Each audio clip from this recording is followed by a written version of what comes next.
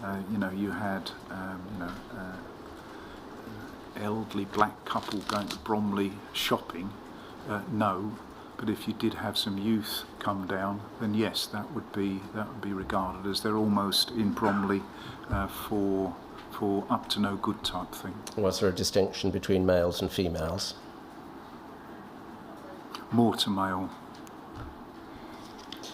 And were there any stereotypes about the levels of intelligence within the black population? Unfortunately, yes. And what was the perception? Very negative.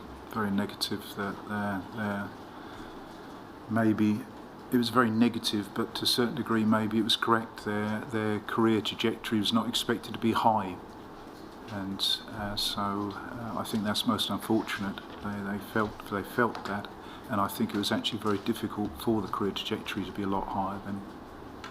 Could you speak up, please? Were there any stereotypes about the propensity of black people to violence? There was always a fear. If you had a group of black, particularly young people together, that they congregated in a larger group, they'd be concerned that it's almost inevitable that it might be problematic. I've been asking you about your experiences in uniform in frontline policing. Can I now move to your time in special branch before the SDS? Were the attitudes the same there, or were they different? I don't think the officers themselves, I think there were definitely less racist, that was there. But what there was is we had so very little dealing with black people in the special branch. The special branch, the areas that we were concerned in, for example, like protection, or were concerned in all the areas. The Irish terrorism was a vastly bigger area. We had very, very little dealing with black people in the special branch. In general terms, within the SDS, was the position the same or different? The position was exactly the same. We had, other than the officers, which actually was me and Trevor Morris, who obviously he was black, as everybody is aware here, there was very little dealing of other activists, groups that involved black people. So if in the event there was, maybe there would have been more racist comments, racist banter, and things like this. Whereas it was me and there was Trevor dealing with the black justice campaigns, and but Trevor himself, I've heard his evidence here, and there's no reason to disbelieve how he felt, but I certainly felt that the jokes he was getting, I had jokes directed at me for my various reasons, but certainly Trevor had some jokes directed at him that were because he was black, because that was considered, I was different in other areas, and that was his difference. But the other thing with Trevor, I don't know how clear it was, but he was a person who's very, very capable of looking after himself, some sort of kung fu master at the time. So once again, you can't bully, you can't do too much against somebody who would deal with you. Going to come to specific individuals in a moment, but as a matter of generality, are you able to help us with whether the sort of stereotypical attitudes towards black people that you have described in uniform were held by at least some within the SDS? Yes. And can you give us an idea of how widespread those stereotypical attitudes were?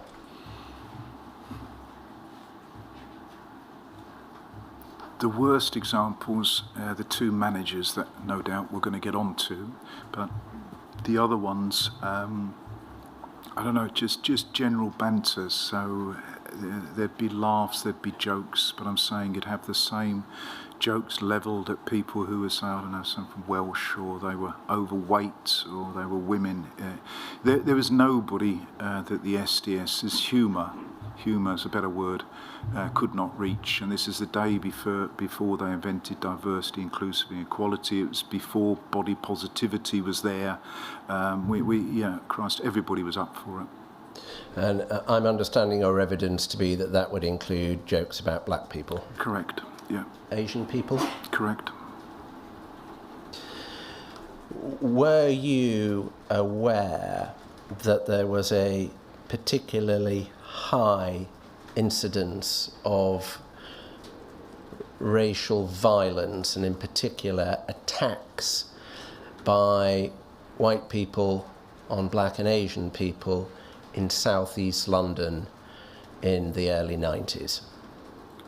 I was generally aware of what was happening, but I was specifically aware, and very, very aware, when I was on the STS in the undercover role that I undertook.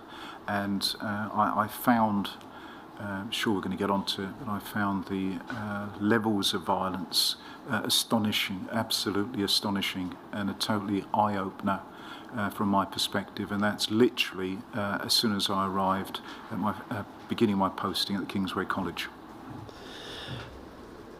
I'm interested in just a little bit earlier than that. Were you aware, you were obviously, as we're going to come to, aware of the murder of Stephen Lawrence. Were you aware of the murder of Roland Adams when you were in the back office?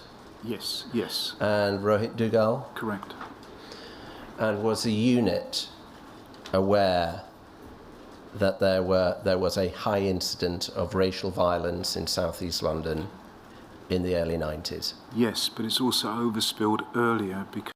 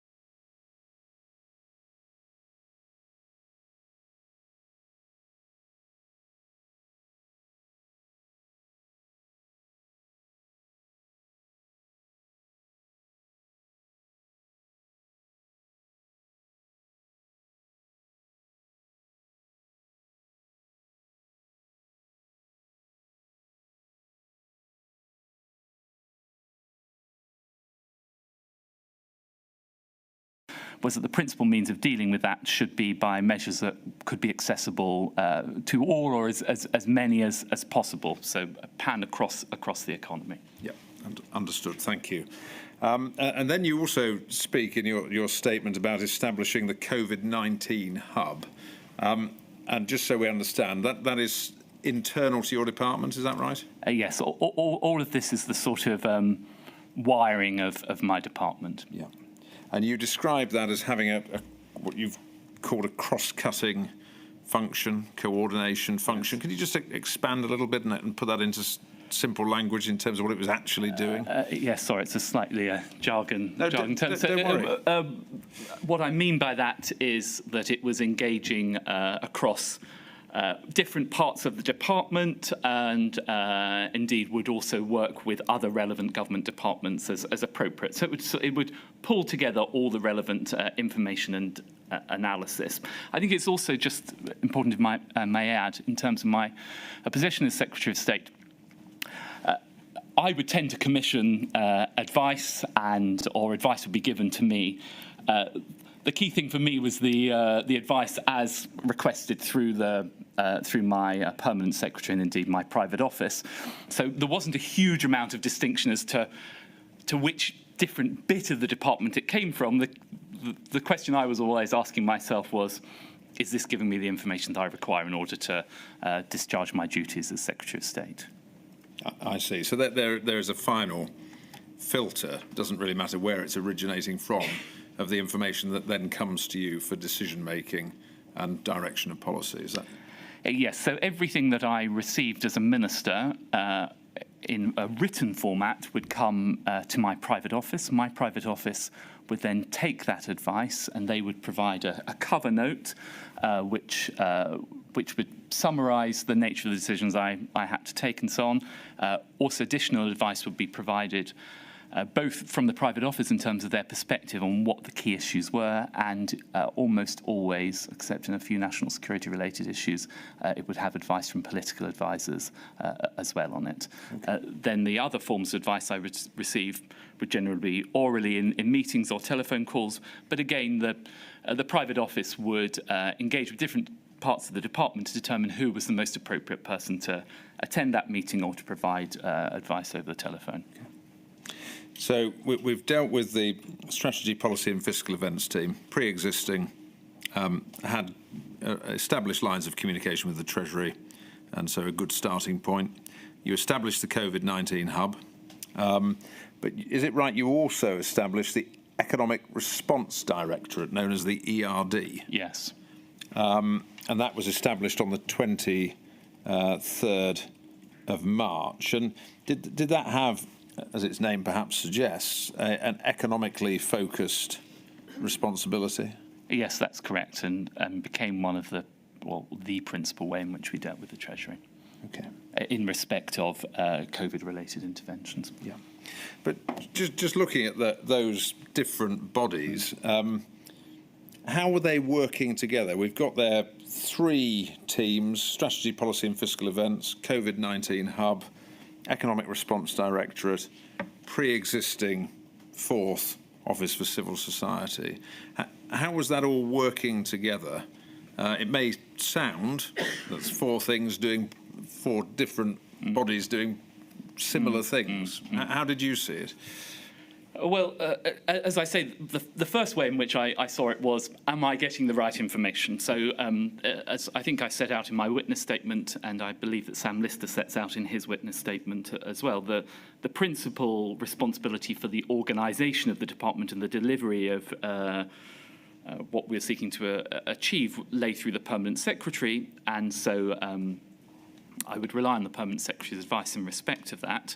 The second thing is that I would engage in a number of different ways. First of all, I've set out how I engage with the private office. So everything went through the filter of the private office, so they coordinated with the appropriate bits of the department that I needed advice from. I also met on at least a weekly basis with both the permanent secretary and with the relevant director generals. And in particular, Sam Lister, as the Director General, sort of oversaw all these different cross-cutting elements. So I was confident that it went up a a Whitehall hierarchy that went through Sam Lister as the DG to the Permanent Secretary. I met with both of those people, and then there was the filter of the private office. I mean, I suppose the important thing for you as the ultimate decision maker, did you ever feel that you were getting conflicting advice from different teams, or that they weren't working well together, or rather did you feel that each was complementing the other, doing slightly different things, but ultimately leading to coherent advice to you? How did it appear at the time? And I think that's a very important question, and I'm sure I never felt there was conflicting advice. One shouldn't view these as being sort of different fiefdoms or baronetcies. They were all playing their role and I think it's worth also just appreciating that this was a function of the department pivoting to this COVID crisis situation, where suddenly as a department we were dealing with all these different bits that the department was responsible for. So the DCMS, and even more so at the time I was Secretary of State, had a very wide range of responsibilities, going through telecommunications to the newspaper industry, sports, civil society, arts, culture, and so on. And we were trying to coordinate our response to all those different sectors, all of whom had significant needs. I mean, your experience of government, is that array of sectors for which you were responsible, is that unusual for a department to have that sort of breadth of different sectors, ranging from, say, the charity sector all the way through to telecommunications and media? Yes, it is. I mean, I think the other department that used to be much more like that was the Home Office. And if one wants to get into the sort of history of all of this, I believe that the department was hived off of the Home Office at one point because the Home Office had such a wide variety of different responsibilities. And just fast forwarding slightly to the department acquired responsibility for digital, I believe, of business before I became Secretary of State, and civil society has sat in other parts of government, including in the Cabinet Office. So what I'm really trying to understand is whether it was the breadth of the sectors that your department was responsible for that necessitated different bodies within the department feeding in advice on different issues. I think it was more, in terms of the creation of these different units, and particularly the COVID hub, this was more a reflection of the department stepping up to a new role, which was about how can we support these different sectors in two respects. One, the impact of them from being locked down, or many of them from being locked down, and so what the rules meant and so on and so forth. And then secondly, the support that they would then need from the government, principally financial support. When it came to financial support, or when it comes to it, we're going to go on and I'm going to ask you some questions about sector-specific support that was introduced. But was your focus on that, identifying what sector-specific support the department could offer, funded by the Treasury if necessary, or was it on ensuring that the panic economic measures that the Treasury was introducing worked for your sectors, or both? I'd just be interested if you could help us with your strategy for that. Yes, both and sequentially. So to begin with, it was to understand what the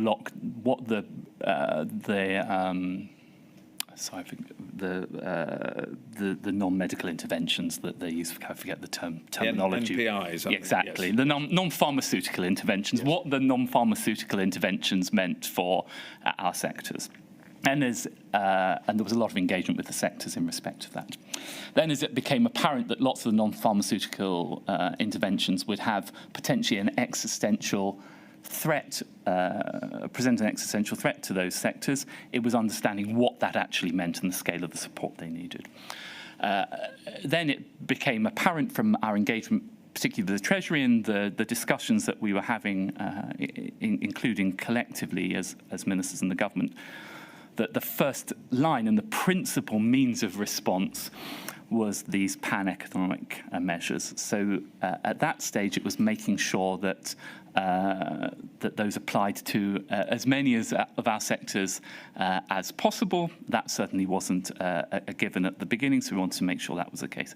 Once we then understood where it applied and where the gaps might emerge, we then started to engage more in terms of what sector-specific interventions might be required, hence the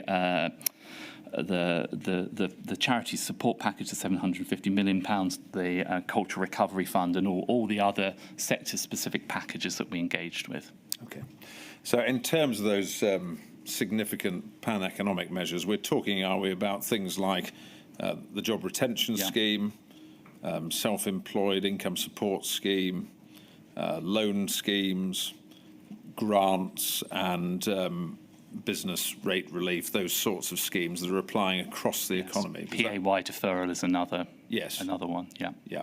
So first focus is see what the Treasury is delivering and see how that might apply to our sector and how we can try and ensure that it does apply to our sector. And then look for gaps that are emerging or areas that might need additional support and see whether we can land schemes that are specific to our sector or sectors.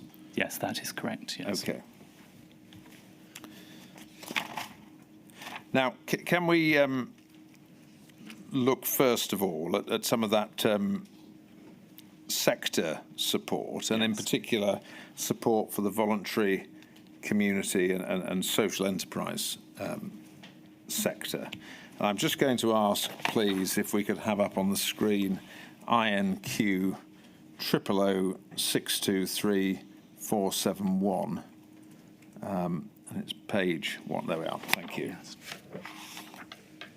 I think this is from the 18th of March of 2020. So this is a submission to you as Secretary of State. And if we could just focus on the recommendation.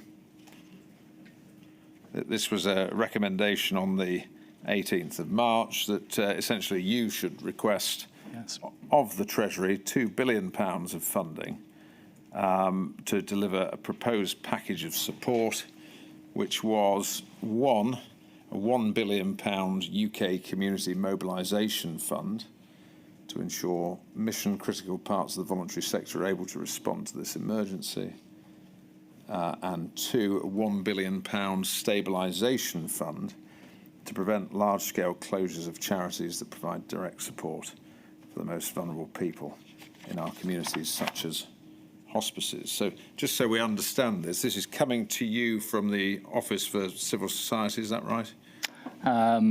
Yes, it is, yeah. Yeah. And it's essentially a suggestion that you should be going to the Treasury at that stage and saying, can we have £2 billion of funding split in that way to be delivered by the department? So this is funding, just so we're clear, is it that was being suggested you should ask for in addition to all the pan-economic measures that you've touched on? No, I don't believe it was. And I think if you look at the sequencing of it, that's dated the 18th. I don't think the pan-economy measures were announced, I think, maybe till the 25th.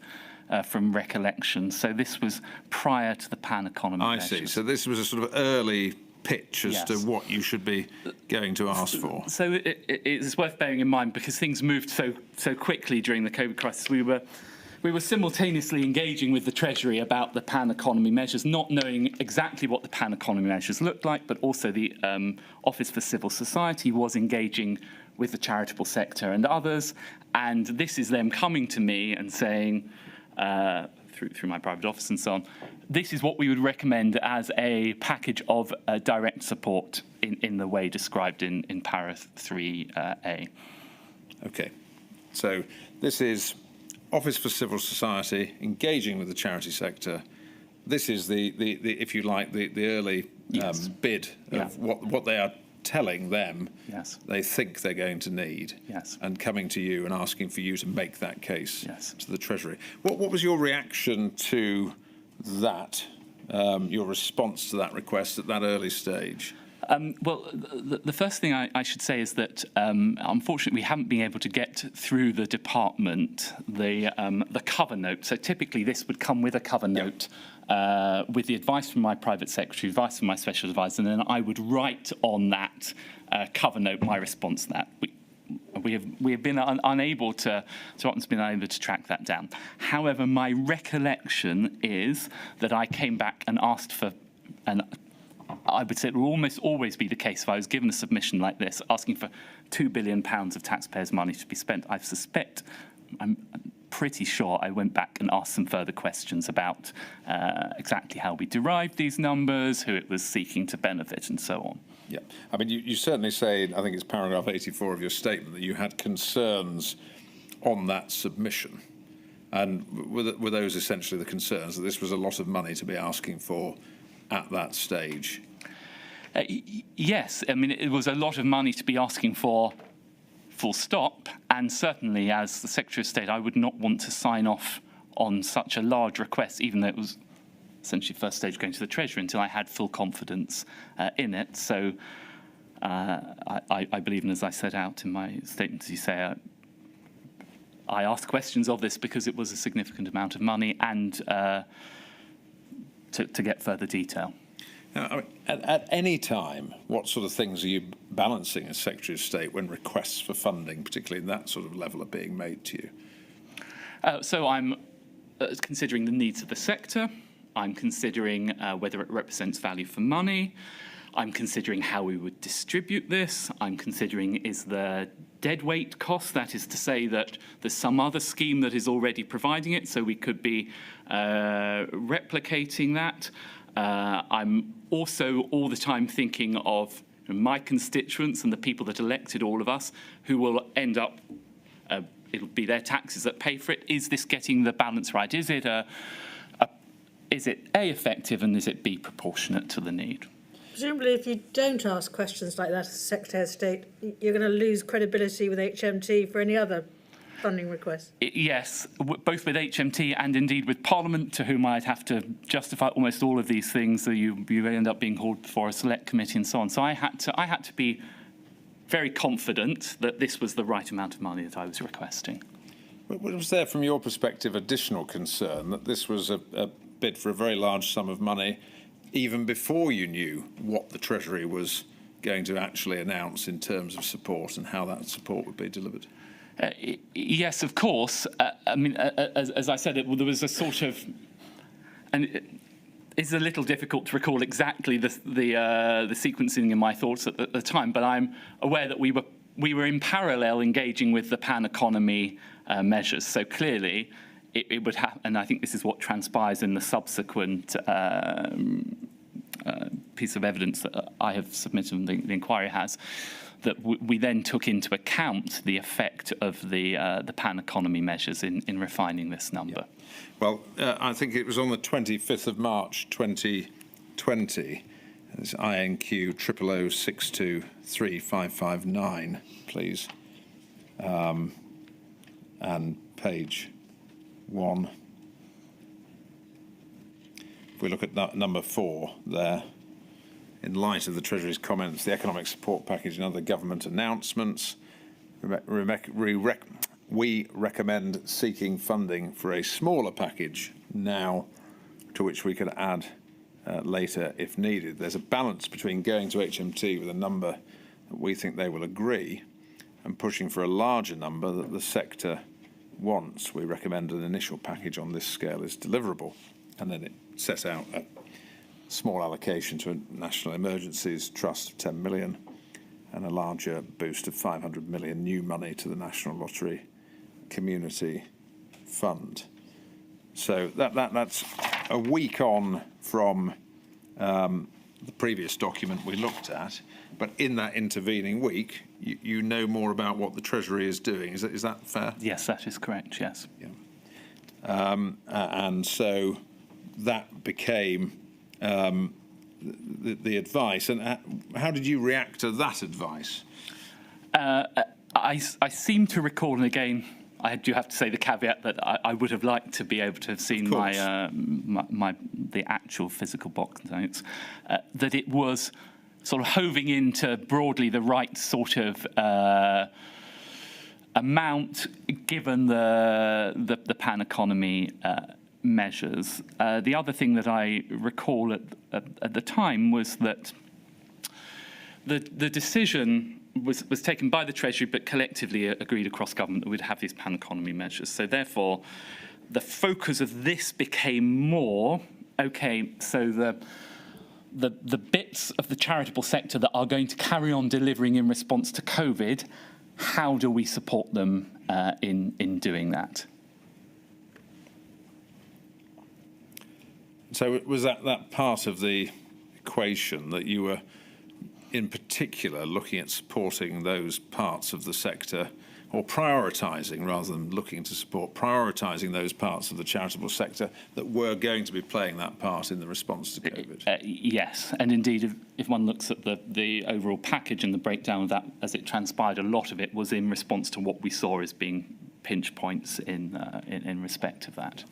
And the inquiry understands that on the 8th of April 2020, so we're moving forward a couple more weeks in a timeline of rapidly moving events, the Chancellor announced a £750 million emergency funding package to support the sector. Is that right? Yes, that's correct, yes. And you described that in your statement as a figure that had been reached by negotiation between your department, the Department of Health and Social Care, and the Treasury. Is that right? That's correct, yes. And of course, it is also worth noting, for completeness, that a package of this size would also attract the interest of 10 Downing Street as well. Yes, thank you. So that was £750 of additional monies and a support in addition to the pan-economic support that you've described. Yes, 750 million, yes. Sorry, did I you missed off the million. Yes. Well, what's a million between friends, I could say, but no, that's an important correction, so thank you. Can you assist at all in terms of how that figure was arrived at? I mean, is it more scientific of you pushed for what you could get and that was, given the other fiscal response of the government, what was available? So it was I would say a combination of three things. So first of all, as we have discussed, the interaction between the pan economy measures and the needs of the sector. Secondly, it was specific needs from the response to COVID. So if one looks at the breakdown, particularly with the other government departments of areas where we spent money, £200 million was for hospices. There was an awful lot of attention at the time about the pressure that was on hospices. Even smaller numbers, I believe there's some money that goes to zoos. There's a lot of pressure at the time about how zoos were responding to this crisis. So there was that kind of analysis. And of course, in that context, a large chunk of it from my department came from the engagement that the Office for Civil Society had with the sector, understanding the needs and so on as set out. And then, of course, finally, there is an element of the art of the possible, that is to say what the Treasury is going to agree to. And I don't mean that to be dismissive of the Treasury, because the Treasury is the only department across the whole of government whose sole focus is on the totality of government expenditure.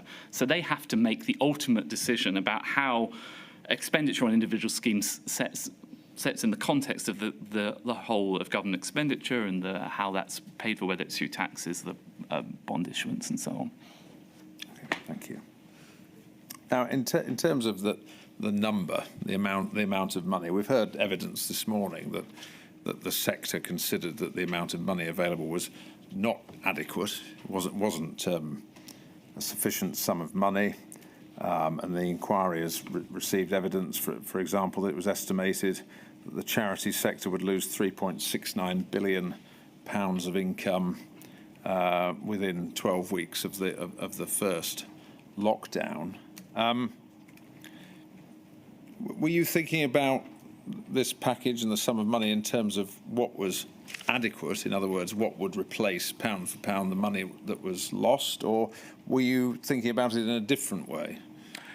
I was thinking about it in a slightly different way. So And indeed, the position that was agreed with the Treasury collectively was the principal means of supporting all organisations, whether they were businesses, charities and so on, was through the pan economy measures.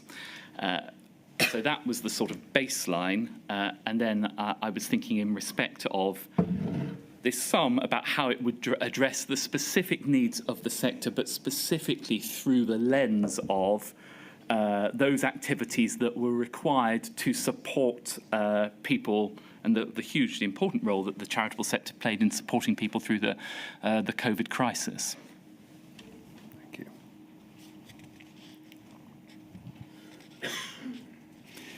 It's been suggested in evidence from Sarah Elliott from the National Council for Voluntary Organisations that the amount of money could or should be compared to the amount of money that was being given to other sectors, and that it fell below that being given to other sectors. For example, her statement refers to the 1.57 billion that was provided to the arts and culture sector. I'll just give you an opportunity to deal with that. Were you viewing, you had a lot of sectors, were you viewing this as a competition between sectors or an allocation between sectors? Were you having to balance one against the other? How were the amounts of money being determined?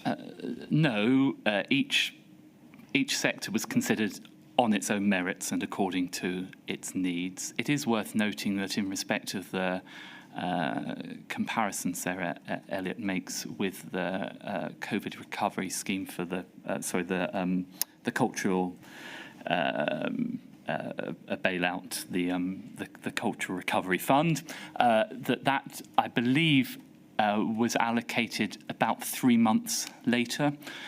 So at the time we had more of a picture of where that sector was. Remember that this package that we agreed with the Treasury in respect of the charitable sector was almost immediately after lockdown had been announced. We didn't know exactly how things were going to transpire over the coming months. Nobody knew how things were going to transpire over the coming months. So they were very different packages at different times with different needs. And I mean, I could go through the needs of the 1.57 billion, how that was derived. It was a totally different set of circumstances.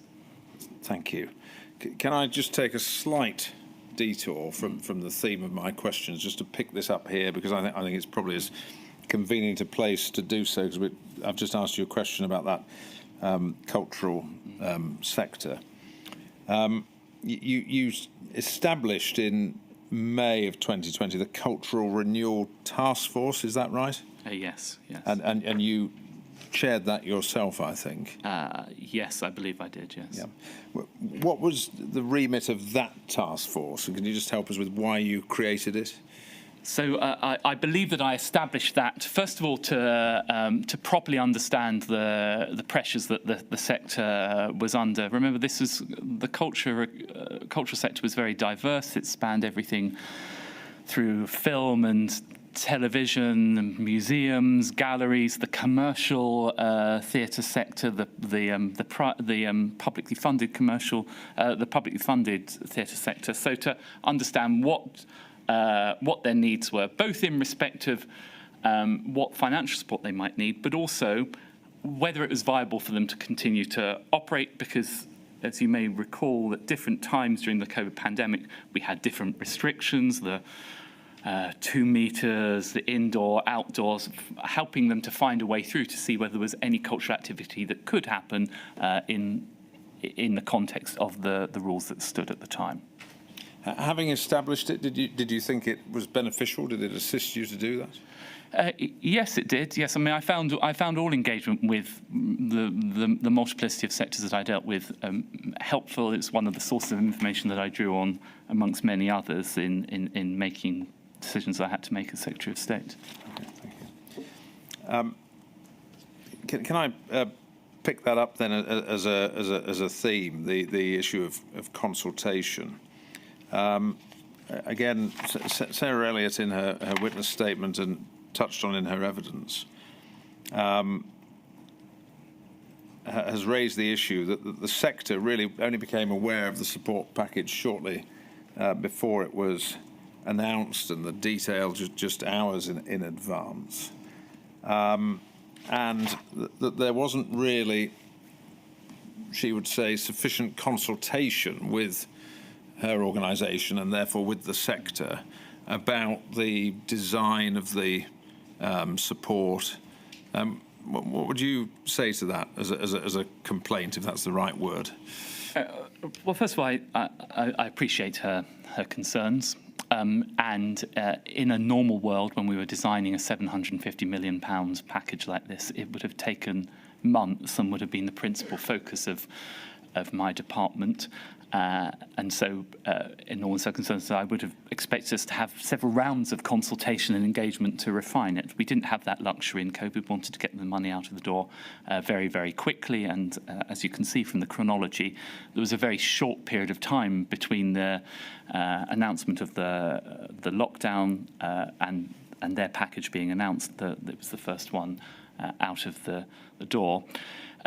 It is also always the case, though, that the Treasury is very reluctant to engage on the specifics of proposals until they are finally agreed, because it's the nature of policy making, particularly with the Treasury, that schemes change and then they change again, so they don't wish to set hares running or false expectations that then mean that people don't fully understand where they are in terms of the support.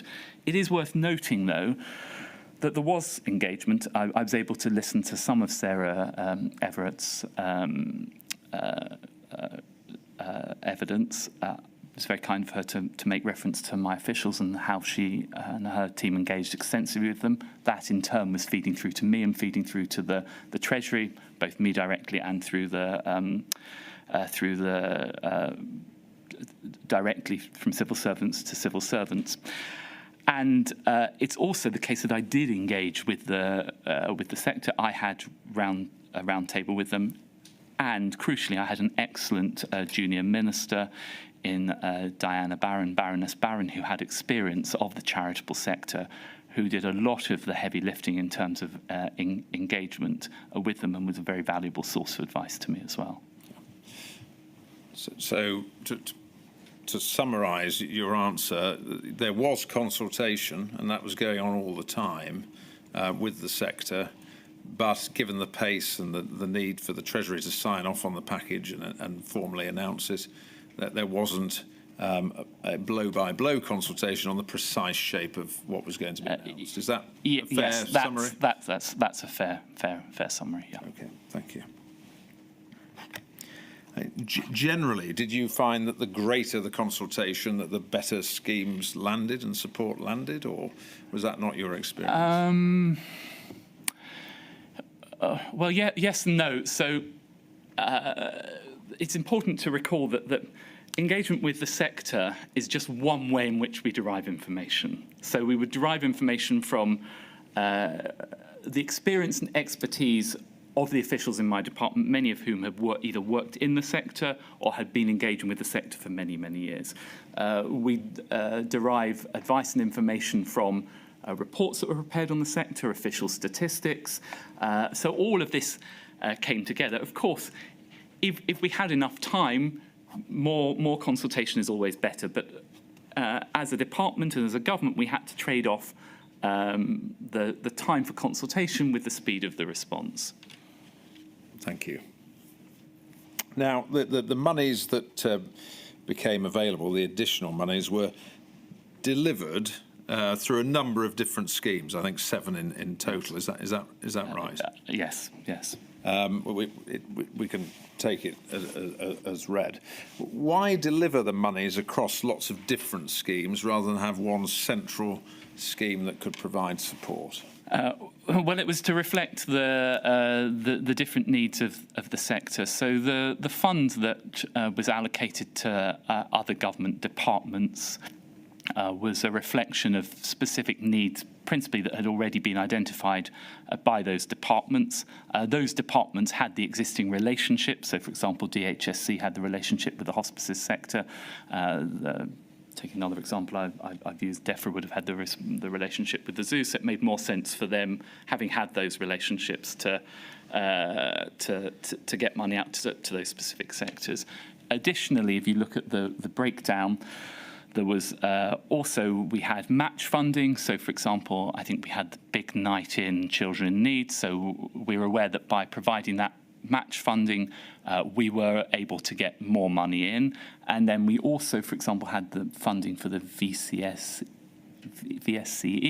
which was about essentially lubricating the system in terms of understanding more about the sector. So they needed support for that. And then we had the principal package that was the responsibility of the department, which was the 310 million pound charities package. Do you think there was a danger in that approach to delivering funding that different departments were bidding for their own sectors? And effectively promoting the interests of their own sectors, and that there was any lack of transparency about who made ultimately the decision as to what money went where? No, I don't think that was the case, because there were just certain sectors that very easily sat with a given government department. Those departments then put bids into this decision-making mechanism that we set up, a sort of star chamber. And then collective decisions were made in respect of those bids by a combination principally of DCMS and the Treasury, which you would expect to be the case. In all of this, we were seeking to get money out the door as quickly as we could to the sectors that needed it most, but at the same time trying to build a structure around it that was defensible to the public whose money we were spending.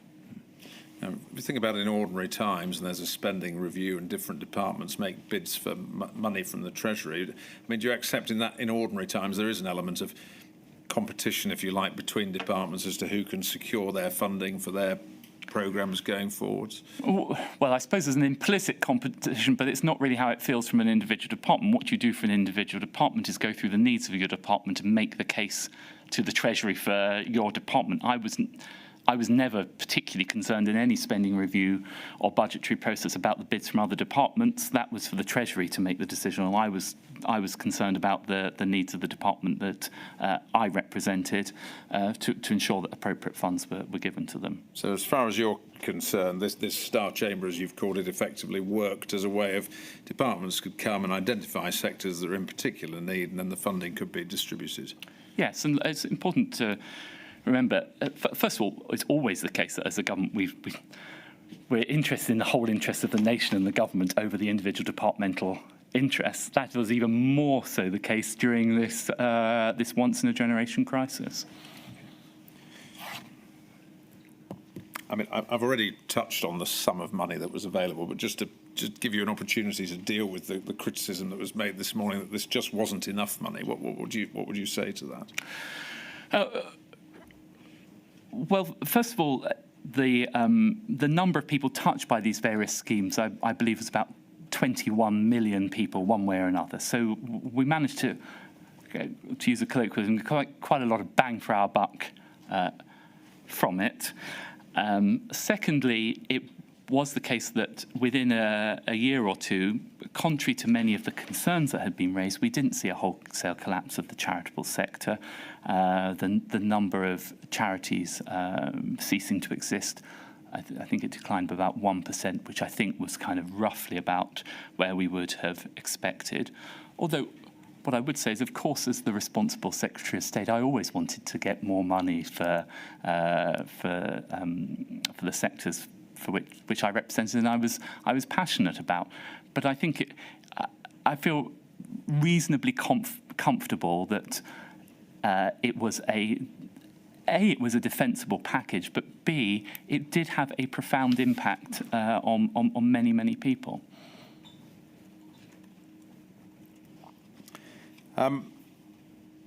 The Coronavirus Community Support Fund, can I just ask a couple of questions about that? Do you accept or recognise that the concern that it lacked flexibility?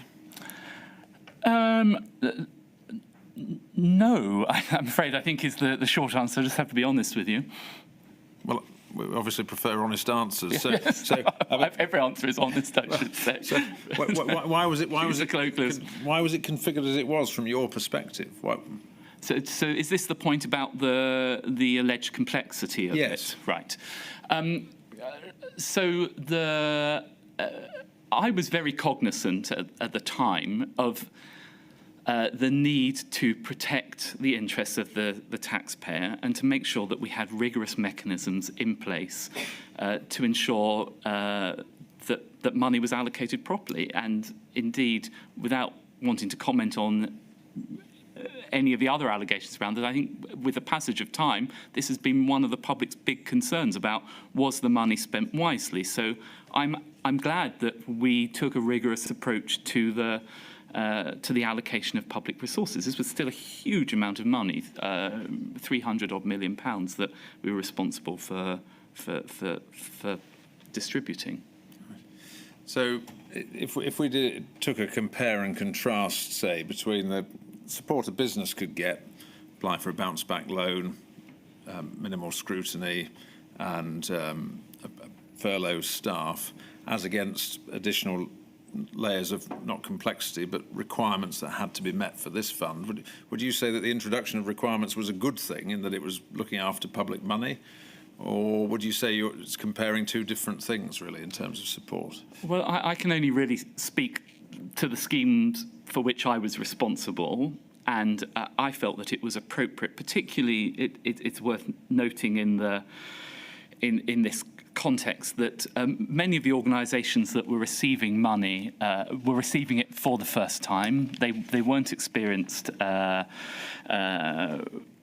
with receiving it. They had limited experience of managing government funds. It included non-registered new organisations that were being given rapid emergency funding. So the judgment that I took was that it was proportionate to have this additional layer. However, as things transpired, I was always mindful of making it proportionate, and I received representations that for relatively small amounts of money, we should raise the threshold to £10,000. I felt that on balance that was a proportionate approach. But again, I think that I personally felt more comfortable with having more rigour to begin with and then easing off on the rigour than the other way around. And so one final point worth making is that if you look at the surveys that have been conducted subsequently, and I'm happy to write to the inquiry with the details of those, I believe about 3/4 of those surveyed who applied for funds under the scheme found that it was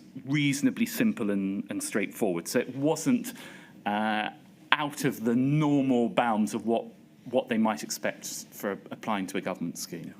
Accepting that one person's rigour might be another person's layer of unnecessary complexity, depending on your perspective.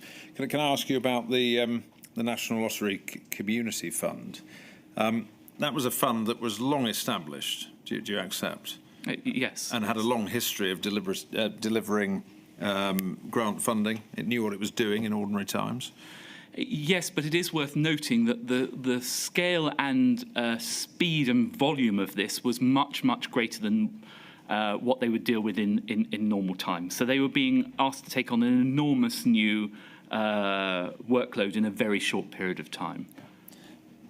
So why, if they were familiar with delivering that sort of support, bring in external consultants, PricewaterhouseCoopers, paying them, I think the estimate was about £1.4 million to do what the fund already knew how to do? Well, first of all, for the reasons I set out, that these organisations had limited experience of managing government funds, there were non-registered new organisations, and secondly, because the scale and speed of what we were asking them to do, I took the judgment at the time that an additional layer of scrutiny would be appropriate, and as I said, when that proved not to be required in respect of those smaller sums, the department showed flexibility, or we showed flexibility in respect of it. Of course, it's always the case that as a minister, you're trading off things. You're trading off speed, rigour, complexity. But I suppose I don't. If one looks at the evidence of the people that experienced the scheme, their feedback, even afterwards, was that 3/4 of them found this was a reasonably normal level of scrutiny. And indeed, £1.4 million, although it's a large sum of money, in the context of a £300-odd million scheme, I think that would be broadly in the sort of boundaries of what one might expect around administrative costs. So did you view that not as adding complexity so much as ensuring delivery in a time of a massive increase in applications and need? Yes, well, I was very mindful of the fact that we were giving lots and lots of money to organisations that we didn't know terribly well, and that I wanted some more reassurance, not for me personally, but for the government as a whole, and indeed the taxpayer. Yeah. Thank you. Can I move on then to the second significant topic, which is your department's engagement with and feedback on the economy measures. We've dealt with the funds that were set up, the new money, but your engagement with the wider measures that are applying across the economy, please. I think you had some particular concerns, is that right, about different aspects of the pan-economic measures so far as they affected your sector or sectors? Yes, well, one of my responsibilities and the department's responsibilities was to engage with all the relevant sectors for which we were responsible, pick up their concerns, analyse those concerns, and if we felt that those concerns were legitimate and had merit, to engage with the Treasury about those concerns. Okay. Can I just pick up a couple of concerns, I think, that arose from the job retention scheme? If we could have up, please, INQ 000623 page 3 of that.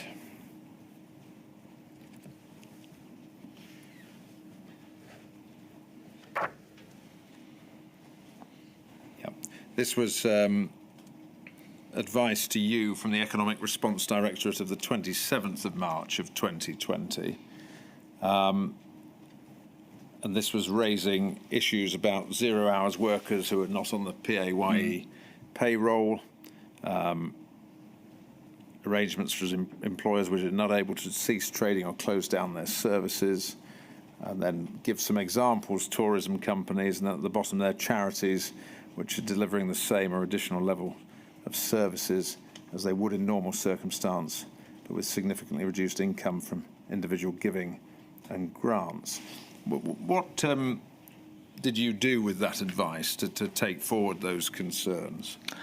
And again, I just have to put the caveat on that I don't have the covering box notes, but what I would typically do, and I'm sure, and I remember some of these very well, would be to engage with the Treasury. If I felt that those were legitimate concerns, probably my first response would be to ask for some more detail on some of these things to make sure we were on solid ground, and I might question other schemes available had they thought about doing so and so on. If I still felt that was the case, I would seek to engage with the Treasury. The usual sort of hierarchy of engagement with the Treasury would be that I would instruct or request my officials to engage with their appropriate opposite numbers in the Treasury, see if they could get some movement there.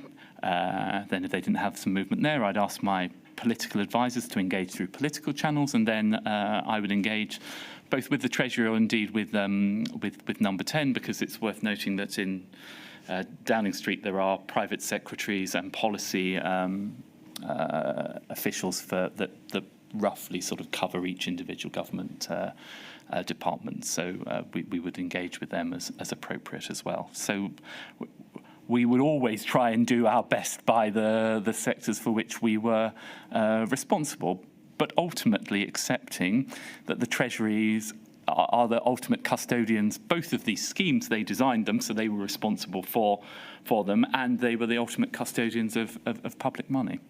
Okay. Now, we heard this morning a concern raised about the fact that one of the features of the job retention scheme, particularly in the charity sector, was that you couldn't be furloughed and then volunteer within the charity that had furloughed you. though you could volunteer with another charity, and obviously that might sound like a good idea, but it might not match the skill of the charity worker with the particular charity. Rather than looking back over that, can we look forward? If there was ever a need for another job retention scheme, do you consider that a carve-out for the charity sector that would enable furlough of employees in the charity sector and volunteering within their own charity would be A, a good idea, B, deliverable? Well, I made the case at the time extensively that they should be able to volunteer within their own sector. The legitimate pushback that we had from the Treasury was that how would that sit in terms of fraud? So the concern that probably less from the charitable sector, but from elsewhere, that companies could furlough someone and then get them to volunteer for that sector and sort of get benefit twice, both the furlough scheme and then the benefits of the services of that person. Of course, with the benefit of time, if we could design a scheme working with the Treasury with sufficient time that we could really test it, that it was robust enough, that we could find a way of enabling those charities to allow their staff to re-volunteer, I think it would have to specifically be to deliver specific COVID-related functions, then of course I'd like that to be the case. And we did try and find a way of doing it. We just never got to a point where the Treasury could be sufficiently satisfied that it met those concerns. So you would say, I don't want to put words in your mouth, but I think you're saying lots of good policy reasons generally why the Treasury would be concerned about that sort of ability to volunteer back for fraud reasons and so on and so forth. But the charity sector is a different sector, and if it could be done in a secure way that avoided the potential for fraud, that's something that you would support going forward. Well, yes, both the potential for fraud, but also, again, there is a need to protect value for money for the taxpayer, because if it was the case that across all activities of a charitable sector, they were able to get the benefit of the furlough money, and then have all of their staff working, then I think that would probably put excessive demands on the public purse. So I think my inclination, what I'd hope we could try and get to a point, was to have it targeted at those delivering frontline services that were required at the time of the COVID crisis. Yes, or any future crisis. Indeed, any future related crisis, of course. Understood. So those who were delivering services that were tackling the immediate crisis, whatever that may be at the time, in an emergency sense. Yes, and I should say, in defence of the Treasury, the Treasury can speak for itself, there wasn't a sort of lack of understanding from them about the issue. We just couldn't get to a point where it worked. Was there any sense in which there was a concern within government that the more complicated you started to make these schemes and the ability of businesses or charities to apply for them, that would start to defeat the purpose of the scheme? And of course, that was always a trade-off, and particularly when we were going back to the Treasury once the pan economy schemes had been designed, saying, can we tweak this or can we tweak that? Every iteration means, and this is how government works, a whole fresh set of guidance goes out, new rules, and you've already got organisations that are applying under an old scheme, then you put out new rules. It just makes things more challenging. Thank you. Can I move on to the business interruption loan schemes? It's right, isn't it, that the concerns were raised with you that some charities were struggling to access funding through the loan schemes? Yes, that's correct, yes. And what did you do in reaction to that? Well, this was the point about, I think, 50% of their income needed to come from trading, and that was one of the areas where we were successful in convincing the Treasury to tweak the rules, which I think benefited a number of charities. Yeah. we understand that after engagement, the Treasury prohibited lenders requiring personal guarantees, for example, and changed other elements, as you've said, of the 50% rule. And was that, in your view, a particular success for the charity sector? Was that what was driving your engagement with the Treasury on that? Well, we were driven by doing what was right, and my belief was that this was a sensible change that would benefit the charitable sector. But it's also worth noting that the wider public benefit then of those organisations being able to draw on additional resources.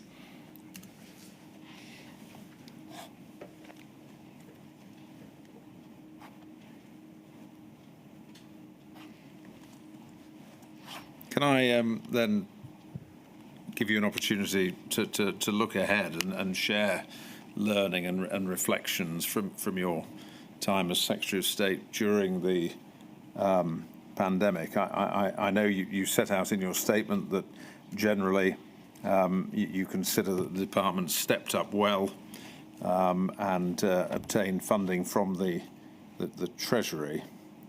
Can I just ask you, first of all, about the COVID-19 analytical hub that you set up, and whether there were particular benefits from that hub, and if so, what they were and how they might apply going forwards?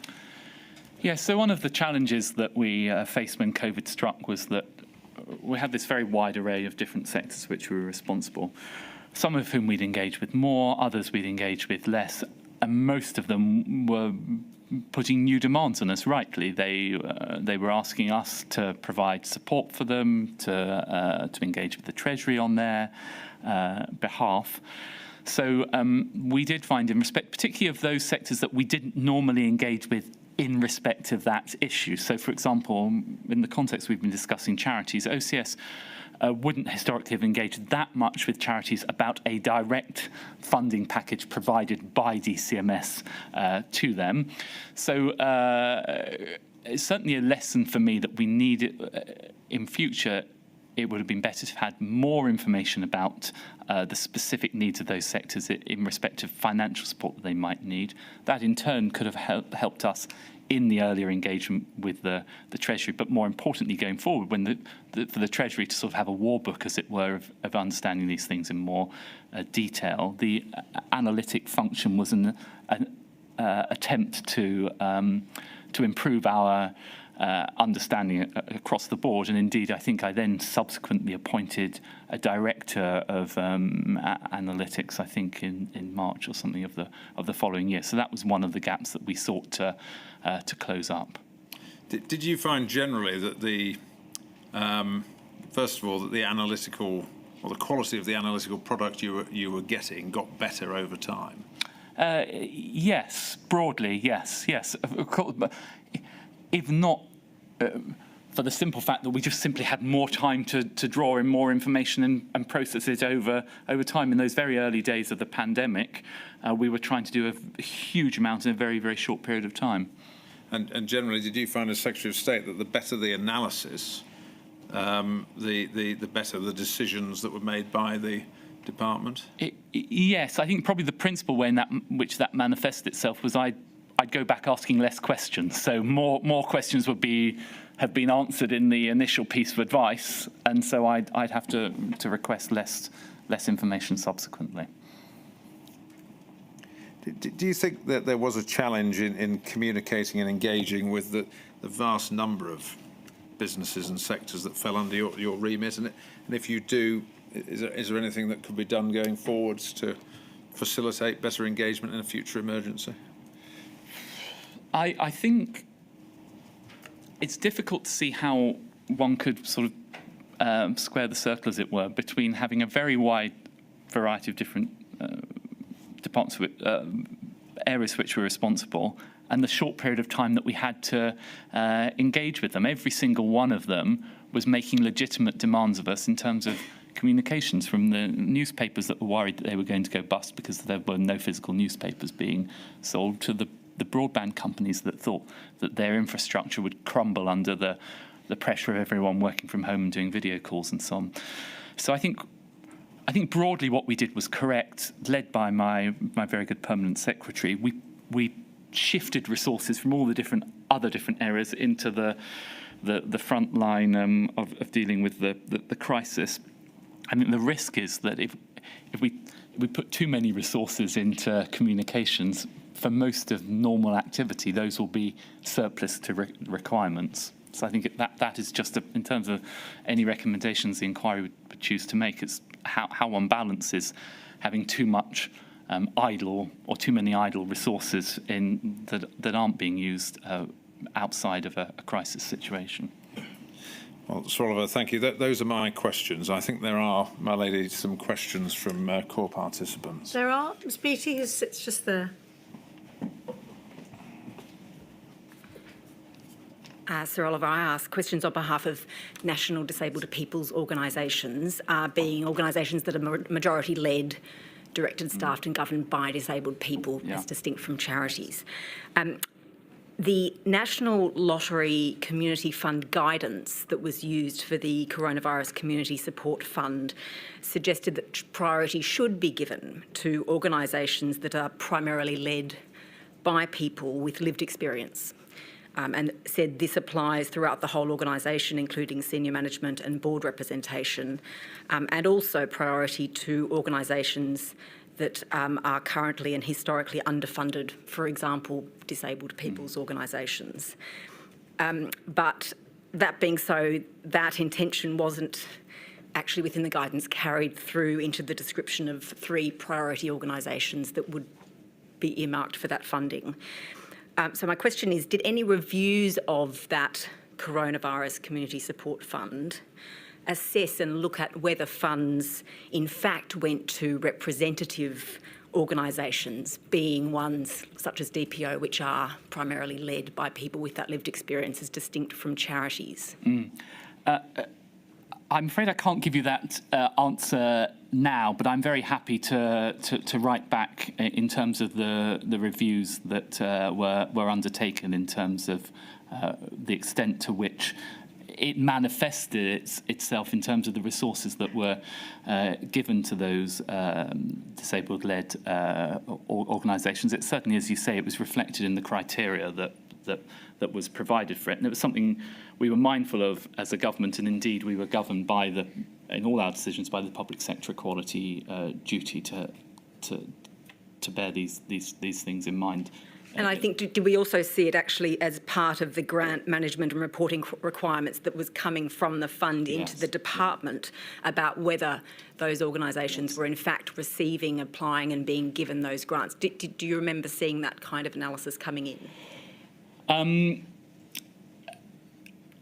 I can't recall. That's not to say that I didn't see it. What I do recall, though, and indeed in the conversations that we had around the designing of the scheme, was first of all to make sure that the scheme addressed those concerns, and making sure, in terms of discharging our public sector equality duty, making sure that groups most in need had access to the schemes. And it was also the case, I think, that when we had, subsequently as the crisis went on, the Cabinet Office certainly looked at groups that required more support as well. So it was something that was front of mind throughout the period of time. What I can't refer you to now, and I'm happy to write back on, is the specifics of how that may have manifested itself in advice that I received. And do you think that grant criteria could be better designed to ensure that it does get to such organisations? I mean, I think I'm afraid without pulling it up in front of me, I can't say for certain, but I do seem to recall that one of the criteria specifically dealt with this. Of course, as I made the point in evidence previously, there's always ways that we can refine this, and if we had had more time to design it in more detail, I would have liked us to have engaged more with more organisations to make sure that we could ensure that guidance was absolutely bespoke to the needs of those sectors. So in the event of a future pandemic, do you think that both disabled people's organisations and the National Council for Voluntary Organisations could be better involved in helping to determine and shape that kind of support package? Yes, what I would rather is that they were, we talked about a war book sort of plans for COVID going forward, that we had that engagement before in terms of our general resilience planning. What I can't say is that if we were faced with the same situation again, we may well find the same problem of just the speed of engagement, which meant that we did engage with disability organisations, but it tended to be more through other representative organisations of different charities. We just didn't have the time to engage with every single organisation. It tended to be more representative organisations of different groups of charities. But I certainly think that is an important consideration. Thank you, my lady. Thank you, Ms Beattie. Mr Jacobs. Mr Jacobs is over that way. So. Oh, sorry. Right. Sir Oliver, some questions on behalf of the Trades Union Congress. Yes. As I know you were acutely aware, many in the creative industries found themselves out of work, but also, because of the nature of their employment, also ineligible for support, whether under the job retention scheme or the self-employed scheme. We understand from your statement that it was raised with the Treasury by your department. Why was it that ultimately there wasn't a deviation from the pan-economic approach, or pan-economy approach as you've described it, in order to address the problem with sector-specific support? Well, I believe rather like the issue of volunteering, and we covered off, it was finding a way that we could do this that address the concerns of the sector. So I think some of the issues related, for example, to whether those people have been trading for long enough to be able to provide sufficient accounts to do so. There was also, I think, an issue separately. There was an issue around thresholds, where I believe there was a cut-off, I think, at £50,000. Ultimately, the Treasury took the view that in terms of protecting public funds, they didn't want to raise that threshold across the board. What I should say, though, is that I was very mindful of this, both in terms of the Cultural Recovery Fund, and that's one of the reasons why we came to quite a large sum for the Cultural Recovery Fund. I did try to encourage in the distribution of that, see how we could support the self-employed and the creatives, and why latterly I was very keen to get sectors to reopen to create opportunities. For example, we managed to do that with the Film and Television Restart Scheme. Sir Oliver, you've helpfully pointed to some of the causes of those gaps that were felt particularly keenly in the creative industries. But that doesn't necessarily explain why there wasn't a sector-specific package for those working in the sector. Do I understand that it was really a practical problem? So I think principally it was about when we engaged with the Treasury, we couldn't find a way of making that work from a practical perspective. But I would just like to pick up on the point that you made about the sector-specific scheme. There was the £1.57 billion Culture Recovery Fund. Now, of course, that was not directly aimed at creatives and the self-employed, but by getting resources to those organisations, it created opportunities for them. So there was some indirect support that way. But of course, it's a regret of mine that we couldn't find a way of doing that, and I was acutely aware of the pressures that those individuals were under. And on this point, at paragraph 116 of your statement, you describe having raised this point with the Treasury. You say ultimately the collectively agreed approach was to take broad measures, and then you say in future resilience planning should develop a more detailed understanding within sectors of employment types, so we have a clearer view at the outset. What would or should that more detailed understanding lead to in terms of perhaps the war book, to use your phrase? Yes. So the trade-off that we were making was between a simplicity and bespoke schemes. I think that if we had more time and in designing it in future, with time, I would hope that we could find a way of designing the self-employed support scheme in such a way that it would capture more creatives than we managed to do. So that wasn't from a lack of will on the department's side, nor I think from the Treasury side. It was just how we could tailor that scheme as it was at the time to meet those needs. With more time, I would hope that we could find something that met those needs. And with more time, might it be that rather than perhaps seeing simplicity of a pan-economic scheme with a bespoke scheme, that actually a bespoke scheme could be supplementary? It could overlay a national scheme. Well, I think the challenge with that is that one can end up in the situation where there's a myriad of bespoke schemes. So I did support the position that the Treasury took, which was to try and have a pan-economy scheme that did what it said on the tin, helped all sectors, because there's a benefit of that simplicity. So I would rather that the approach for doing it would be to design the pan-economy schemes in such a way as they captured more self-employed, rather than overlaying the pan-economy scheme with a myriad of bespoke schemes for different sectors. But the outcome either way should be narrowing the gaps. I would very much hope so, yes. My lady, thank you very much. Thank you. Thank you very much, Mr Jacobs. That completes the questions we have for you, Sir Oliver. Thank you very much indeed for your help and for coming back for a second time and preparing the witness statement. You've offered very kindly to produce more information to save you unnecessary work, or your former colleagues unnecessary work. The inquiry will contact you if it needs more from you, if that suits you. Great, thank you very much. Lovely. Well, thank you very much again. Really great. Very well, I shall return at 25 to 2.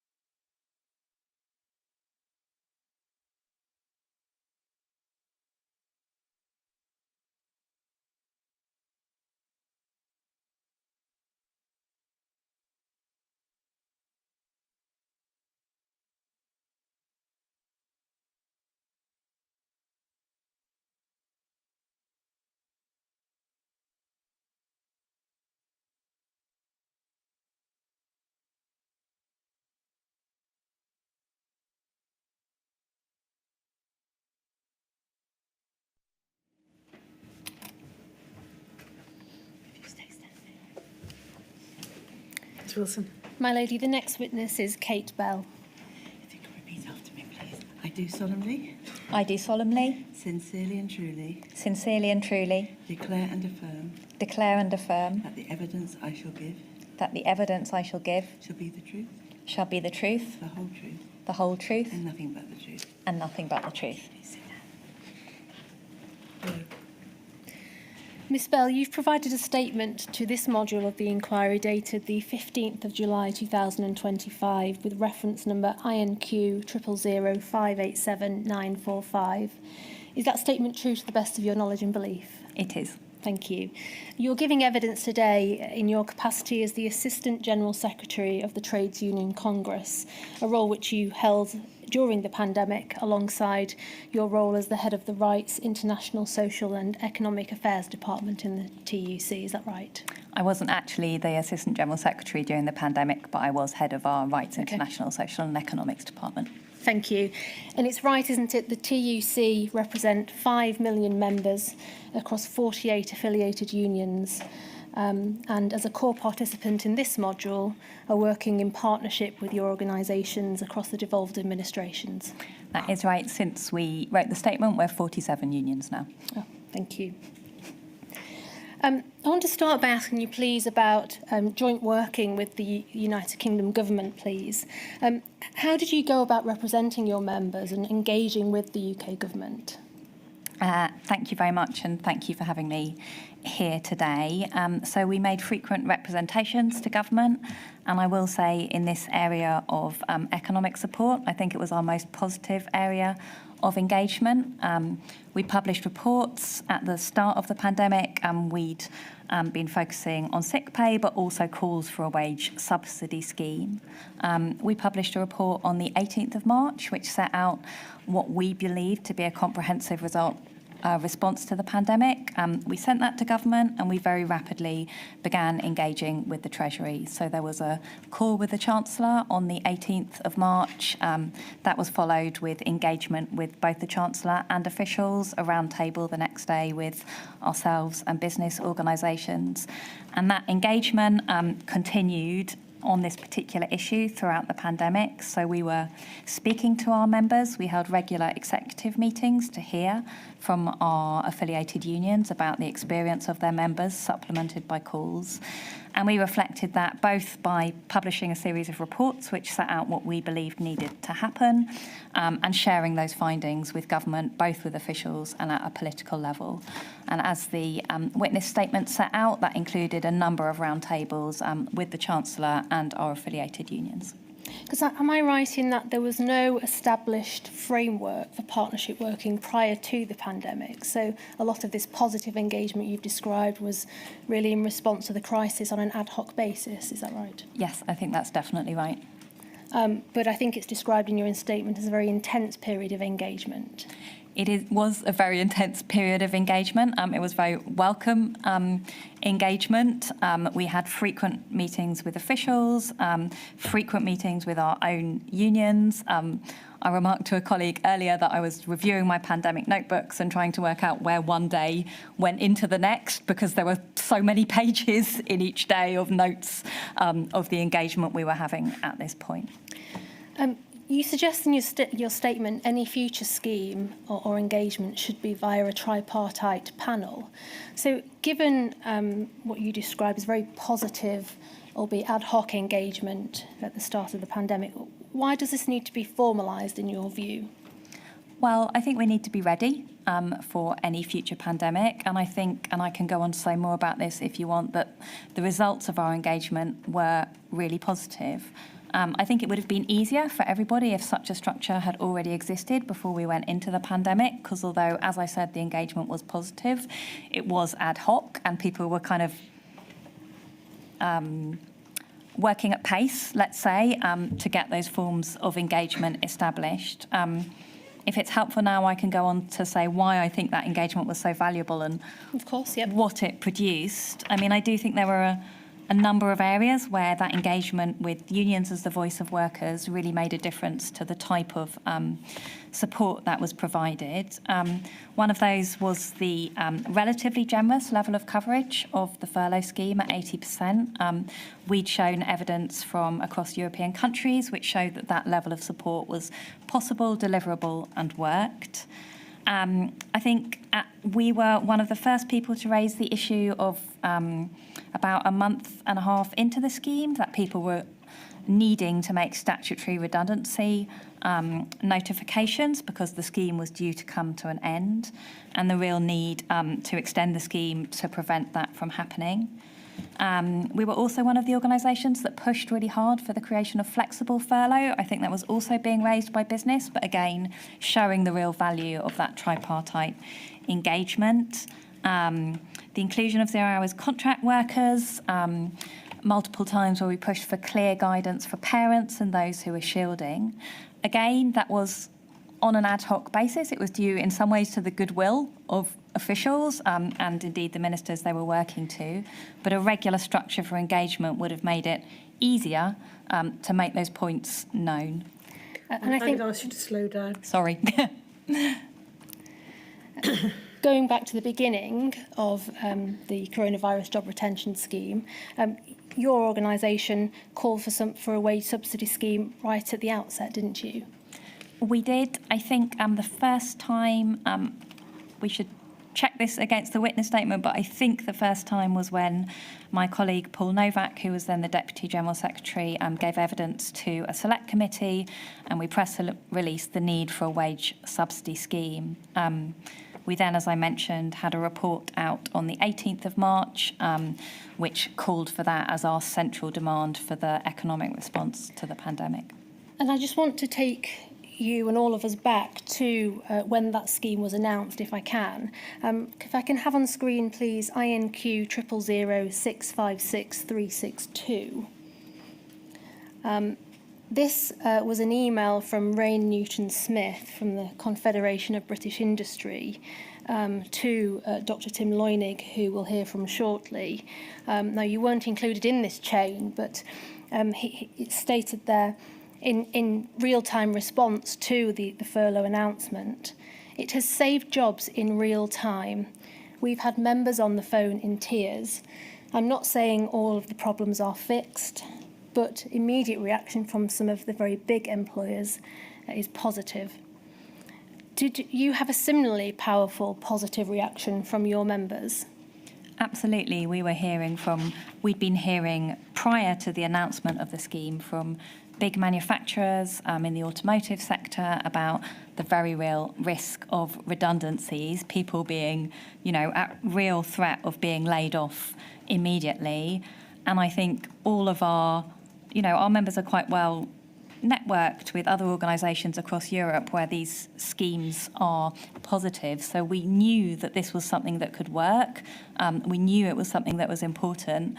And I think our press release at the time was very warmly welcomed the announcement of the scheme. And I think there was a hugely positive response. Yes, I think your press release described it as a breakthrough. Yeah. Right. And indeed, you've reflected on the scheme in your statement and you've described it as the most successful scheme in the pandemic. Is that right? I think that's right. We know it saved millions of jobs. That's what the evidence says, millions of jobs and millions of people's livelihoods. And notwithstanding that success, I think there are some design features of the scheme which you would like to see refined or addressed in any future iteration. Is that right? I think that's right. I can outline them if that's helpful now. If you could outline the ones which would be priority for you, Ms Bell, please. I think, and maybe we can go on to talk about this when we talk about the self-employment income support scheme, but the gaps between people who fell between the two schemes were really very difficult, particularly with relevance to people when it comes to the CJRS, people who are on multiple contracts, so had no single employer who would furlough them. That's a particular issue with this scheme. Maybe two other issues which we highlighted throughout and would want addressed in the design of any future scheme. We believe very strongly that people on the minimum wage should receive all of their wages protected, not have that drop down to 80% of their wages. We think the minimum wage is what it says on the tin. It's a minimum. You should be paid for your work, and we thought that was really important.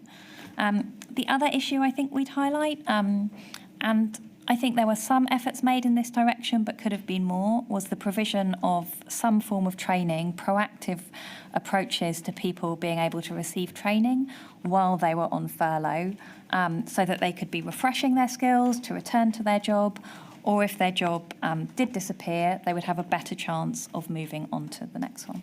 Because as I understand it, workers could receive training even though they were furloughed, is that right?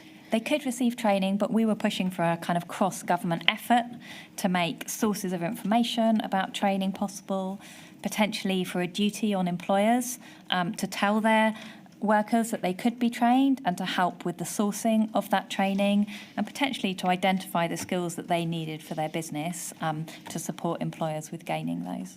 Do you think it was widely understood amongst employers that they could offer training to their employees whilst furloughing them? I don't think so. It was something we continued to raise and our members continued to raise throughout. Thank you. Another gap which we heard about last week was in respect of employees who were denied furlough by their employers, and so they were effectively left at risk of redundancy. Was that a concern which your members raised with you or which you saw at the time? We did repeatedly hear concerns about people who were not able to get furlough. I think at times we thought about issues like writing to employers, encouraging them to make sure they were making use of the scheme where they could. We tried to make efforts to make sure that the guidance was as clear as it could possibly be about who could be furloughed. I think I mentioned before, particularly around parents with specific caring responsibilities and those who were shielding. So we were making efforts, our unions were making efforts to make sure that workers and their employers understood that this was a scheme that could be used to protect their jobs. One amendment or potential solution we heard last week was about a right to request furlough. Is that something which your organisation would support?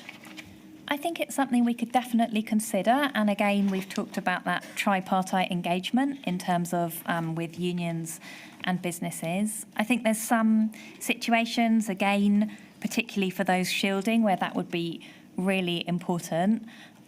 So I think we'd have to think through carefully how it would fit with the fact that it's sort of the business that triggers the furlough, and of course with the range of other rights that workers do have. Can I move now to ask you about how the CJRS was extended? And can I bring up on screen, please, INQ 000 612 664? This is a letter to Mr Sunak of the 24th of April 20. And in the second paragraph there, it followed a very recent amendment to the furlough scheme, which you considered to be at the last possible minute. And in the end, of the final sentence there, you're noting a period of consultation around possible redundancies, such that any extension would need to be issued to around the 17th of May. So, as I understand it, you had concerns there around the timing of the previous amendment. Is that right? That's right. That's the point I was raising earlier about the statutory period for redundancy consultation, meaning I think we raised it and 2 days later it was amended, but it was very close to the point at which otherwise employers would have had to be sending letters to people telling them you are at risk of redundancy, and that would have been very, very difficult for those workers. Again, maybe just going back to the point you made at the beginning about formal processes for engagement. Perhaps if we had had those formal tripartite processes for engagement, that might have been a point we would have been able to raise earlier, recognising that, of course, these were pretty exceptional times we were operating in. And what you were asking government there really was to take into account other labour market laws and rules around redundancy, and so the reality with which employees were operating. Exactly that. And it also furthered the objective of furlough, which was, of course, to avoid large-scale redundancies. Yes. Do you think the later extensions of furlough took that into account? I think the point about redundancy consultations had been made, and when furlough was extended that summer, I think that point had landed. I think the period between, I think, June and October of that year, I think there was probably, including amongst ourselves, excessive optimism about what might happen next. So we at that point had called for the introduction of a different type of short-time working scheme. And then the decision to extend furlough in November, I think, was taken very much at the last minute when it became clear that lockdown was going to come back, basically. That did have real impacts. You can see a spike in redundancy notifications in the September, prior when people thought that furlough was going to end. And I think maybe the desire for the pandemic to come to an end and the desire for furlough to come to an end. And I think to some extent there was a real concern among some areas of the media and potentially within government that furlough should not be extended.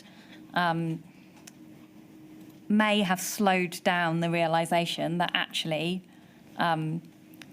what needed to happen at that point was the furlough scheme just needed to be reinitiated because the lockdown was going to be back in place.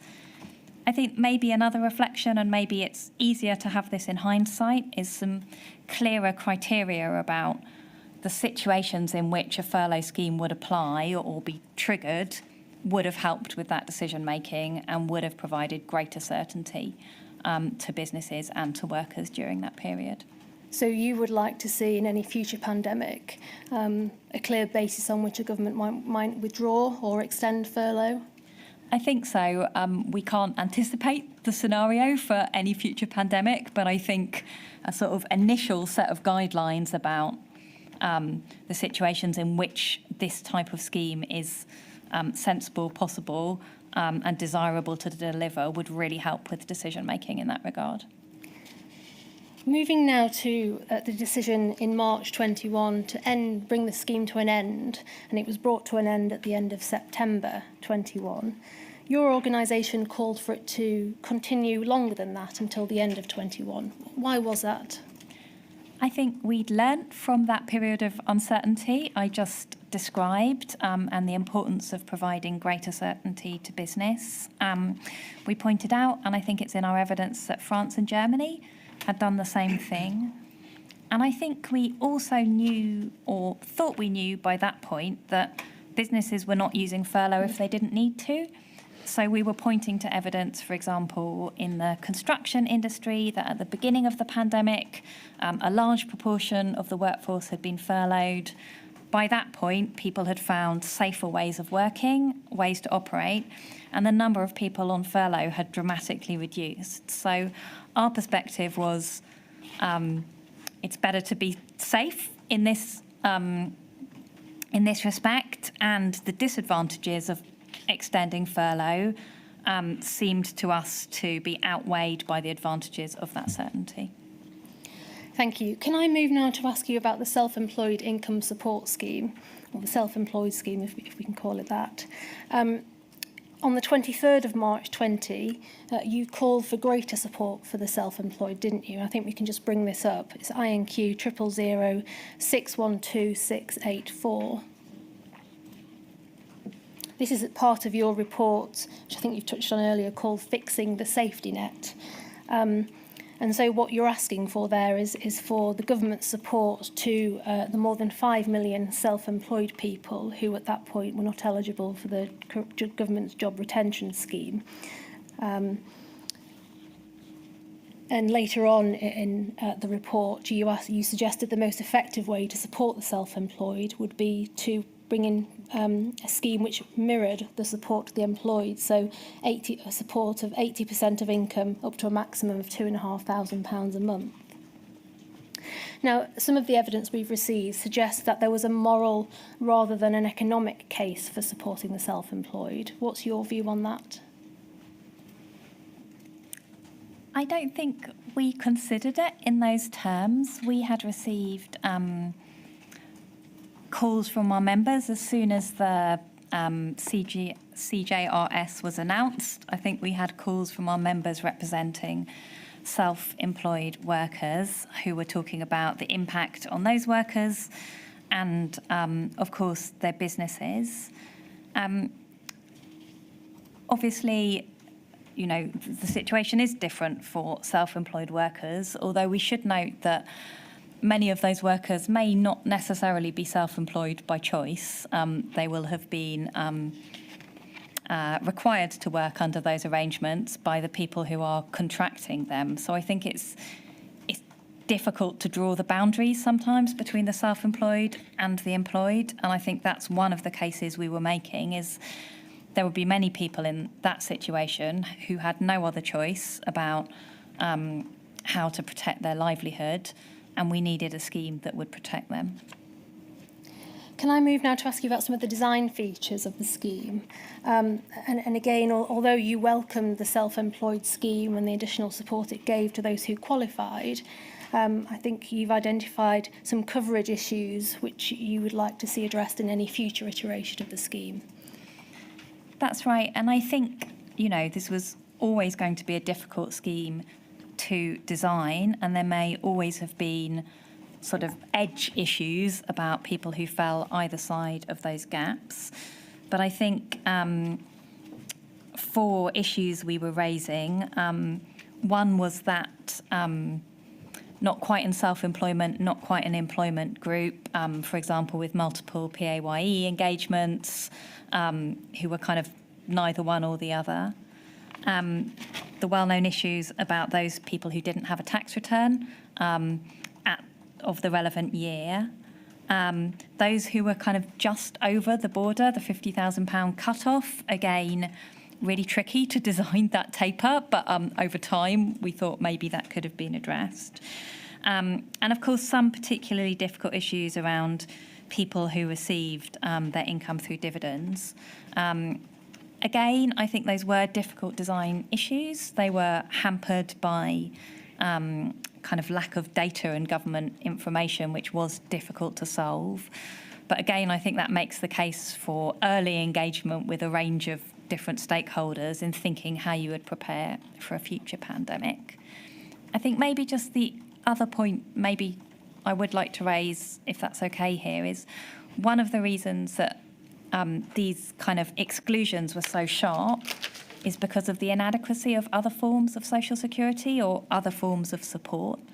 So in other countries, if you lost your job and were not eligible for other forms of support, you might have been getting around 80% of your previous wages anyway through the social security system. But our particularly mean social security system meant the consequences of falling outside between the gaps in these schemes or outside one of the boundaries that this scheme had set were really devastating for people. And you see that in our evidence where you see half of BEC2 members, so they were members in the creative industry, saying they're having to borrow money to make ends meet. Thank you. The final scheme I want to ask you about is the Kickstart scheme. So this was the scheme designed to support jobs placements for 16 to 24-year-olds on universal credit, announced in July 20 and went live in September 20. You've commented in your statement that the scheme was underwhelming in its delivery, and you've raised some concerns around the quality of training. Can you just elaborate on those issues, please? Yes, of course. I think I should say in the first instance that it was a welcome scheme. We'd called for that scheme and we published a report calling for a jobs guarantee scheme because we were very clear about the terrible experience young people were having in the pandemic. They were most likely to be in the sectors which were affected by job losses and, of course, much less likely to have savings and most likely to be scarred by the impacts of unemployment. So the existence of the scheme was very welcome, and when we look at the evaluation of it, we can see that it did deliver positive results, and there were, I think, over 160,000 people who benefited from that scheme. However, I think our ability to engage with the scheme or the willingness of government to engage with us on the scheme diminished a little bit through the course of the pandemic. And one of the issues we'd consistently raised was the need for some more local coordination in how the scheme was delivered. So we asked for local or regional panels bringing together union representatives, business representatives and Job Centre Plus, who are the main body responsible for delivering the scheme, to really coordinate on how those placements were delivered, who was getting them, the type of additional support that young people with additional needs might require. And that wasn't really something that was ever taken up. As far as I know, that suggestion seemed a little bit to fall on deaf ears. And we think that kind of local level of coordination might have helped with some of the kind of teething problems the scheme faced, some of the concerns that you can see in the evaluation from some young people, although the majority did have a positive experience about the quality of their placements and the training they were receiving. Thank you, Ms Bell. We've touched on a number of reflections and recommendations throughout your evidence, but there's just one point I want to touch on from your statement. You ask the inquiry to consider recommending a permanent furlough scheme to deal with the future periods of economic turbulence caused by a future pandemic. Why a permanent scheme rather than, for example, an off-the-shelf coronavirus job retention scheme? I'm not sure there's a huge difference between those two. I think you can see that in countries which already had schemes up and running or short-time working schemes available, it was easier for them to adapt those schemes. And I think some of the issues we've talked about kind of when you pull the lever to have your furlough scheme or short-time working scheme in place are made much easier if you've got a scheme which is already existing, which has a set of criteria which you may need to adapt in the circumstances of a pandemic, but you've got shared agreement, maybe some of that tripartite agreement as well, unions, businesses, government, about how such schemes work and then how they can be adapted to the particular circumstances of a pandemic. We obviously also don't know that the next crisis we face will be a pandemic. And I think we can think of other situations in which a scheme like this might have real benefits. Flooding might be an example where there's a short-term temporary interruption to business, and such a scheme, once again, as we saw with this scheme, can protect jobs, livelihoods and businesses. Thank you. Those are all my questions. Are there any additional reflections or lessons learned you'd like to share?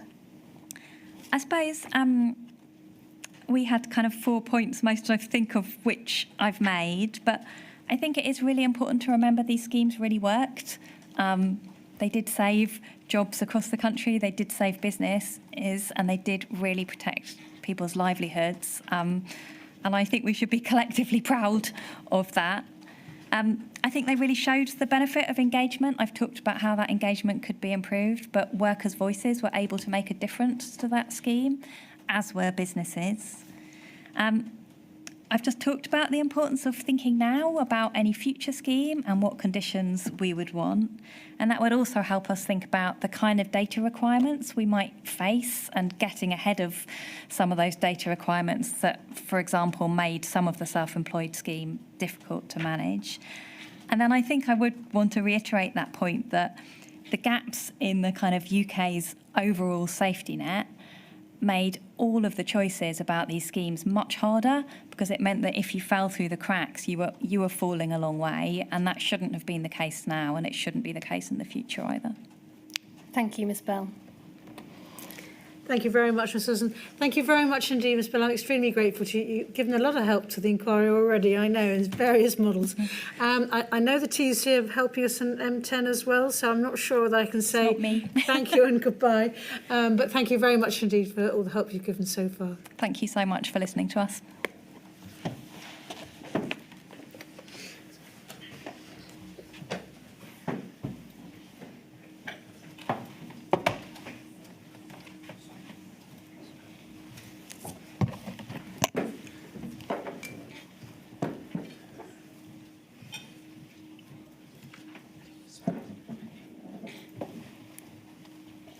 Mr. Wright. Yes, my lady. The next witness is Dr. Tim Loynig. I do solemnly, I do solemnly, sincerely and truly declare and affirm that the evidence I shall give that the evidence I shall I'm give. sorry, can we start? I'm really sorry to be picky. Can you take hands out of your pockets while taking the oath of affirmation? Sorry. Apologies. I'm sorry, it's how I was brought up. Blame the people who taught me. Shall I start again? Yeah, please. Really sorry. I do solemnly, Sincerely and truly declare and affirm that the evidence I shall give shall be the truth, the whole truth, and nothing but the truth. and nothing but the truth. Thank you, please sit down. Thank you. Sorry about that. That's fine. Dr. Loynig, you've provided a statement to this module of the inquiry, which is INQ 000588-231. But before I ask you some questions arising from your statement, I think you've drawn to the inquiry's attention two short corrections. So can we deal with those at the outset? And there will be a further short statement formally addressing them. But I understand the two corrections are that at paragraph 434 of your statement, where you reference R below 0, the reference should have been R below 1, is that right? Correct.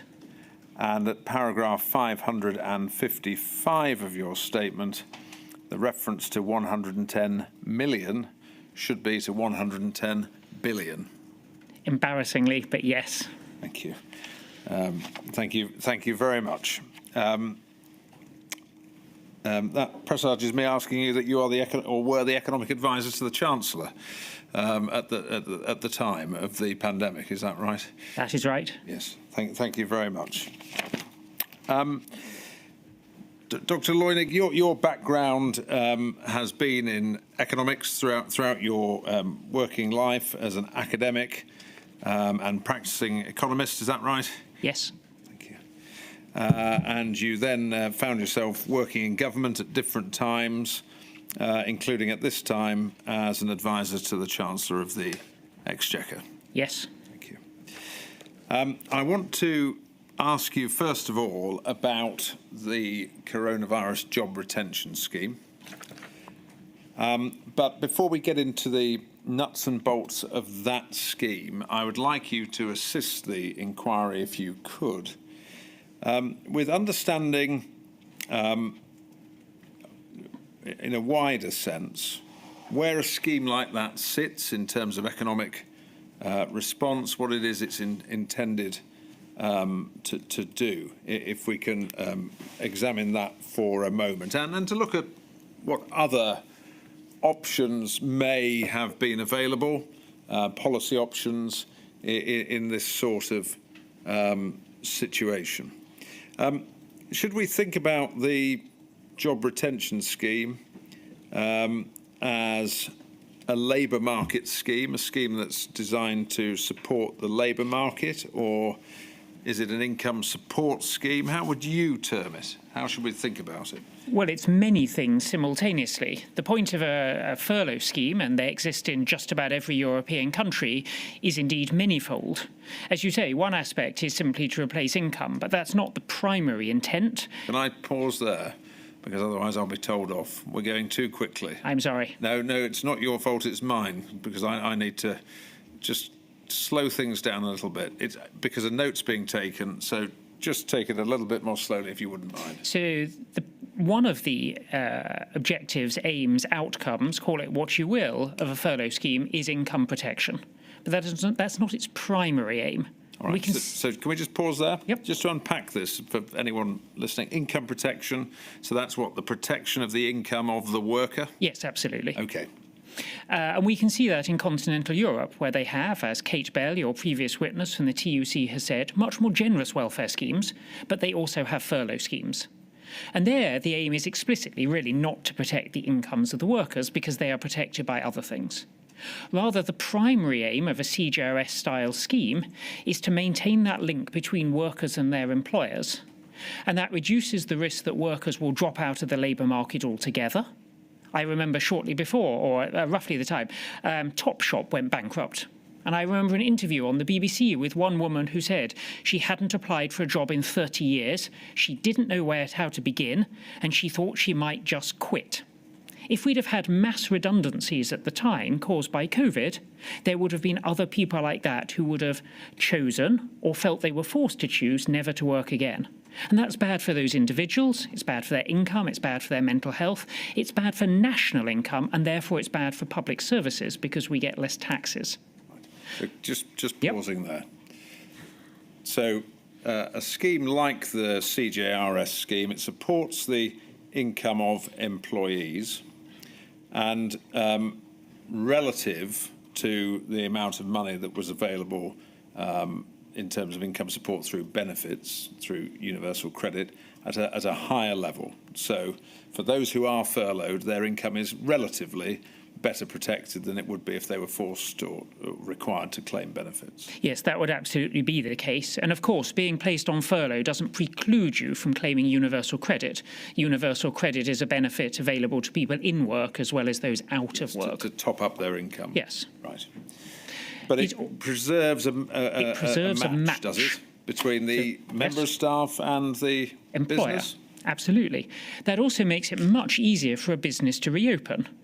If we imagine that tomorrow this building was shut down and everybody was made redundant, it would take some time to rehire people and get them trained up so that the business of running this building could function effectively. But with a furlough scheme, you just recall them, and by and large they all return, and then you can reopen. And you can also be confident of that for all of your supply chain. So the example I give in my evidence is the cafe can be confident that it can hire its staff, but it can also be confident that the pastries will arrive because the company producing the pastries will have rehired their staff. And therefore the economy can restart much more quickly than if everybody is made redundant and firms have to start from ground zero. So taking your example, it means that when the economy can restart, the pastry chef is still matched to the job making pastries, and the barrister, not barrister, but the barrister is still matched to the coffee shop where he makes the coffee. Correct. She makes the coffee. And that's better than them having to find a pastry chef from scratch, having many applicants, some of whom, frankly, don't know a shoe bun from he demonstrates he knows nothing about shoe buns or pastries from another form of pastry, and should not be hired or would not be as good at it were they to be hired. So the economy can start much more effectively. And that's really critical when you're going to reopen an economy, because you want to be able to reopen the economy and boom. It's what was called a V-shaped recovery at the time. Those are very rare in general economics, but a furlough scheme makes them much more likely. So it's not just matching skills to jobs. It has another advantage, which is it's about the speed of recovery. Absolutely. You turn the tap back on. Yes. And people can come back to work straight away. Absolutely. And that applies all the way through the supply chain. Yes. Okay. And it also gives people a lot of hope. Because if you're sitting at home but you're furloughed, you are furloughed in the reasonably confident expectation, particularly once your firm is having to pay a proportion of your salary, that as soon as they can reopen, they will want to rehire you. Whereas if you've been made redundant, you might think, hey, I'm a good worker, someone's going to want to hire me, but you don't have any evidence of that. So it's an altogether better proposition to be furloughed in terms of mental health, in terms of confidence in the future. Okay. And in terms of the Treasury's response to this emergency, is it fair to say that the majority of the support, certainly in pounds, shillings and pence terms and in terms of workers, was through this job matching scheme and income support delivered in that way? I'd have to check that, but I doubt it's true. I think when you add up the SAYs, the grants to local authorities, the reopening grants to business, and the losses on the loans, I'd be very surprised if the furlough scheme was a majority. Very surprised. But I haven't done that test. In terms of support for jobs, furlough was at the heart of that. Yes. Right. But we should also remember that a reopening grant to a firm is also support for jobs as well, indirectly. So it would depend on how you classify things. Right. But it was indeed the principal labour market intervention. Okay.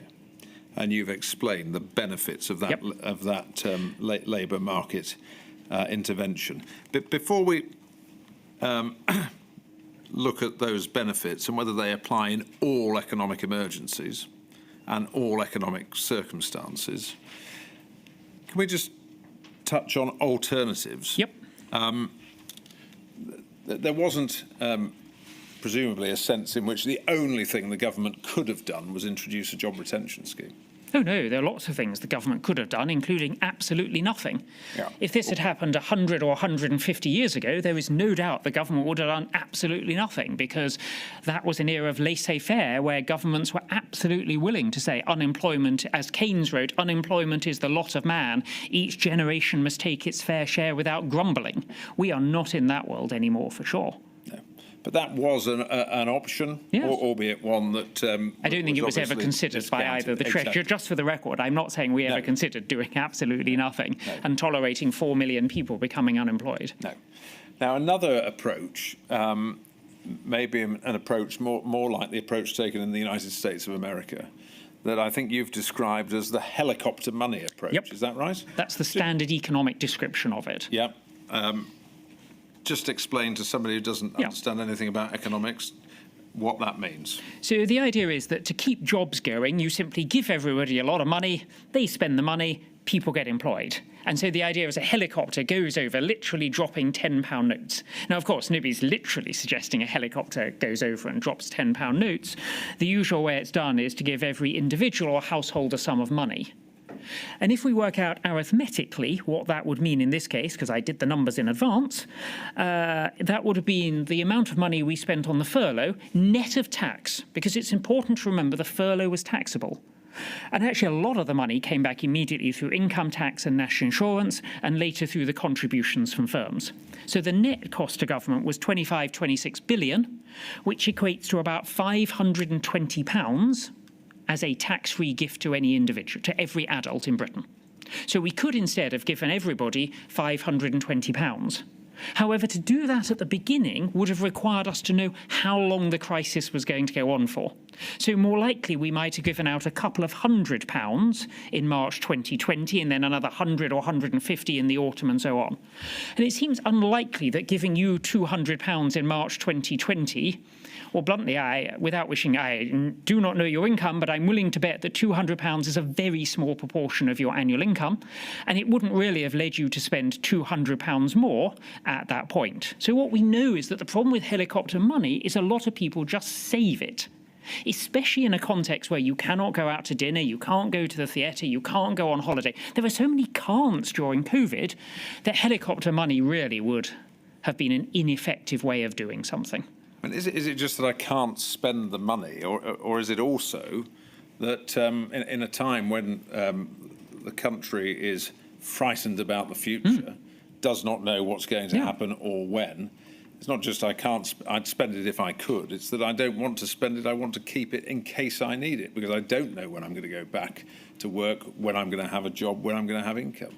So there are many reasons why people's propensity to consume, as we say in economics, falls. It fell during COVID. A lot of that money would have been saved, and therefore it would not have been effective. But even had it been... Just Yes. I don't want to cut you off from saying anything important, and forgive me if my questions sometimes disrupt your flow, but I just want to pick things up as you're dealing with them.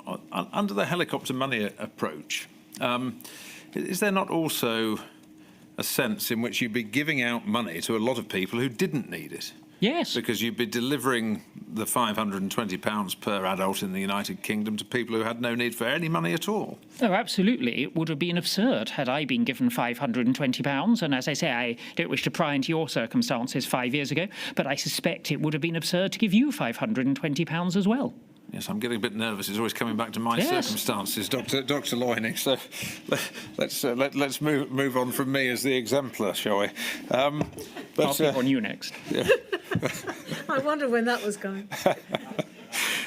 Inevitable. So, I mean, that's one of the problems. You're giving out money to everybody. There's no targeting where it's needed. And if you compare that helicopter money approach, which, unless you have the data, requires you to give it to everybody, does it already feel much less targeted than a job retention scheme, which is giving it to those who can't work? 100%.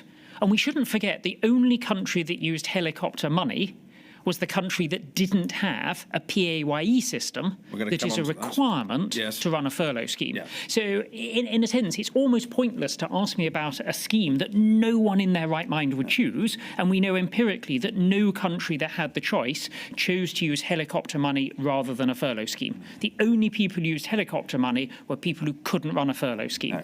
And I appreciate that's your view about it. No, that's an empirical fact. That it is a pointless me asking you about it. Sorry. But this is an opportunity for you to explain why the Treasury took the approach that it did.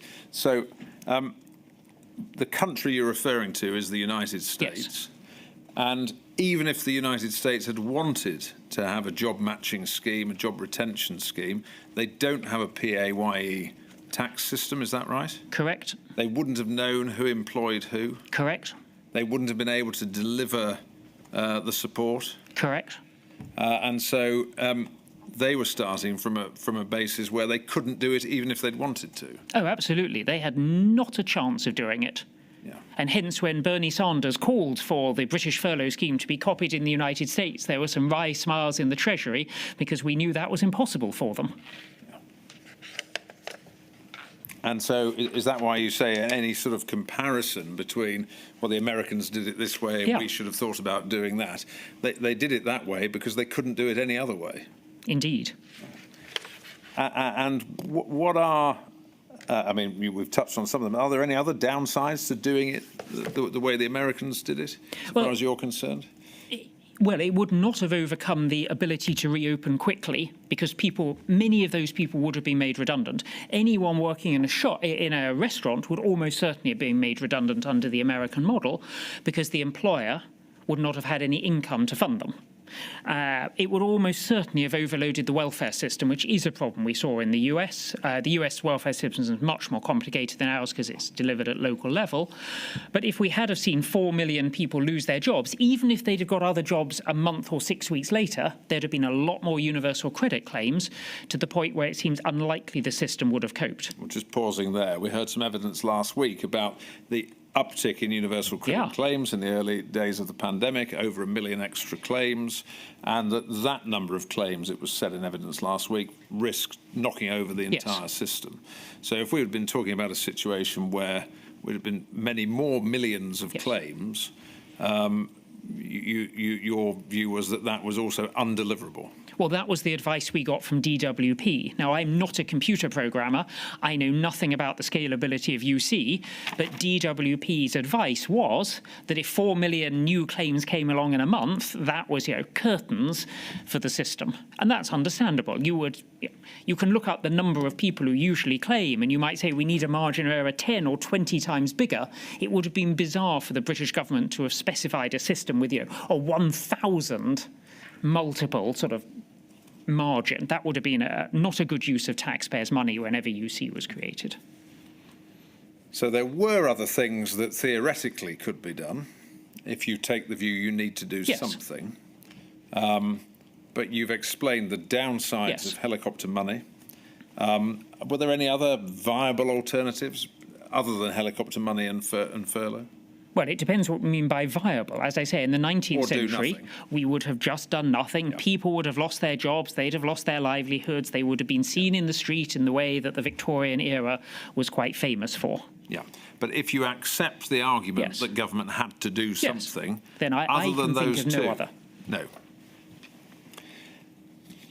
One of the yes, I'm sorry, I'm being told to ask you to slow down again. Ah, yes. Well, wave that little thing at me, and then I'll know what it means. That'll be helpful. Yeah, well, I'll just keep telling you to slow down. All right, let's try and do that if we can. On the subject of the helicopter money approach, and I asked you about the fact you'd end up giving money to lots of people who didn't need it under that approach. Can I just pick up on one issue about data, and we'll come back to data, I'm sure, during your evidence. But we've heard from a number of witnesses about the lack of data for this or that. But one issue that's emerged through a number of witnesses is about a sort of household data set. So a set of data that would enable the centre to actually understand something about the need of individual households, the financial need in a time of crisis. Do you, first of all, think it would be a good idea to build the capability to establish that sort of data set? Secondly, do you think it's feasible? So the first thing you'd have to do is define what a household is, because a household has many different meanings. A decade ago, my household was quite straightforward. It was my wife and I and our daughter.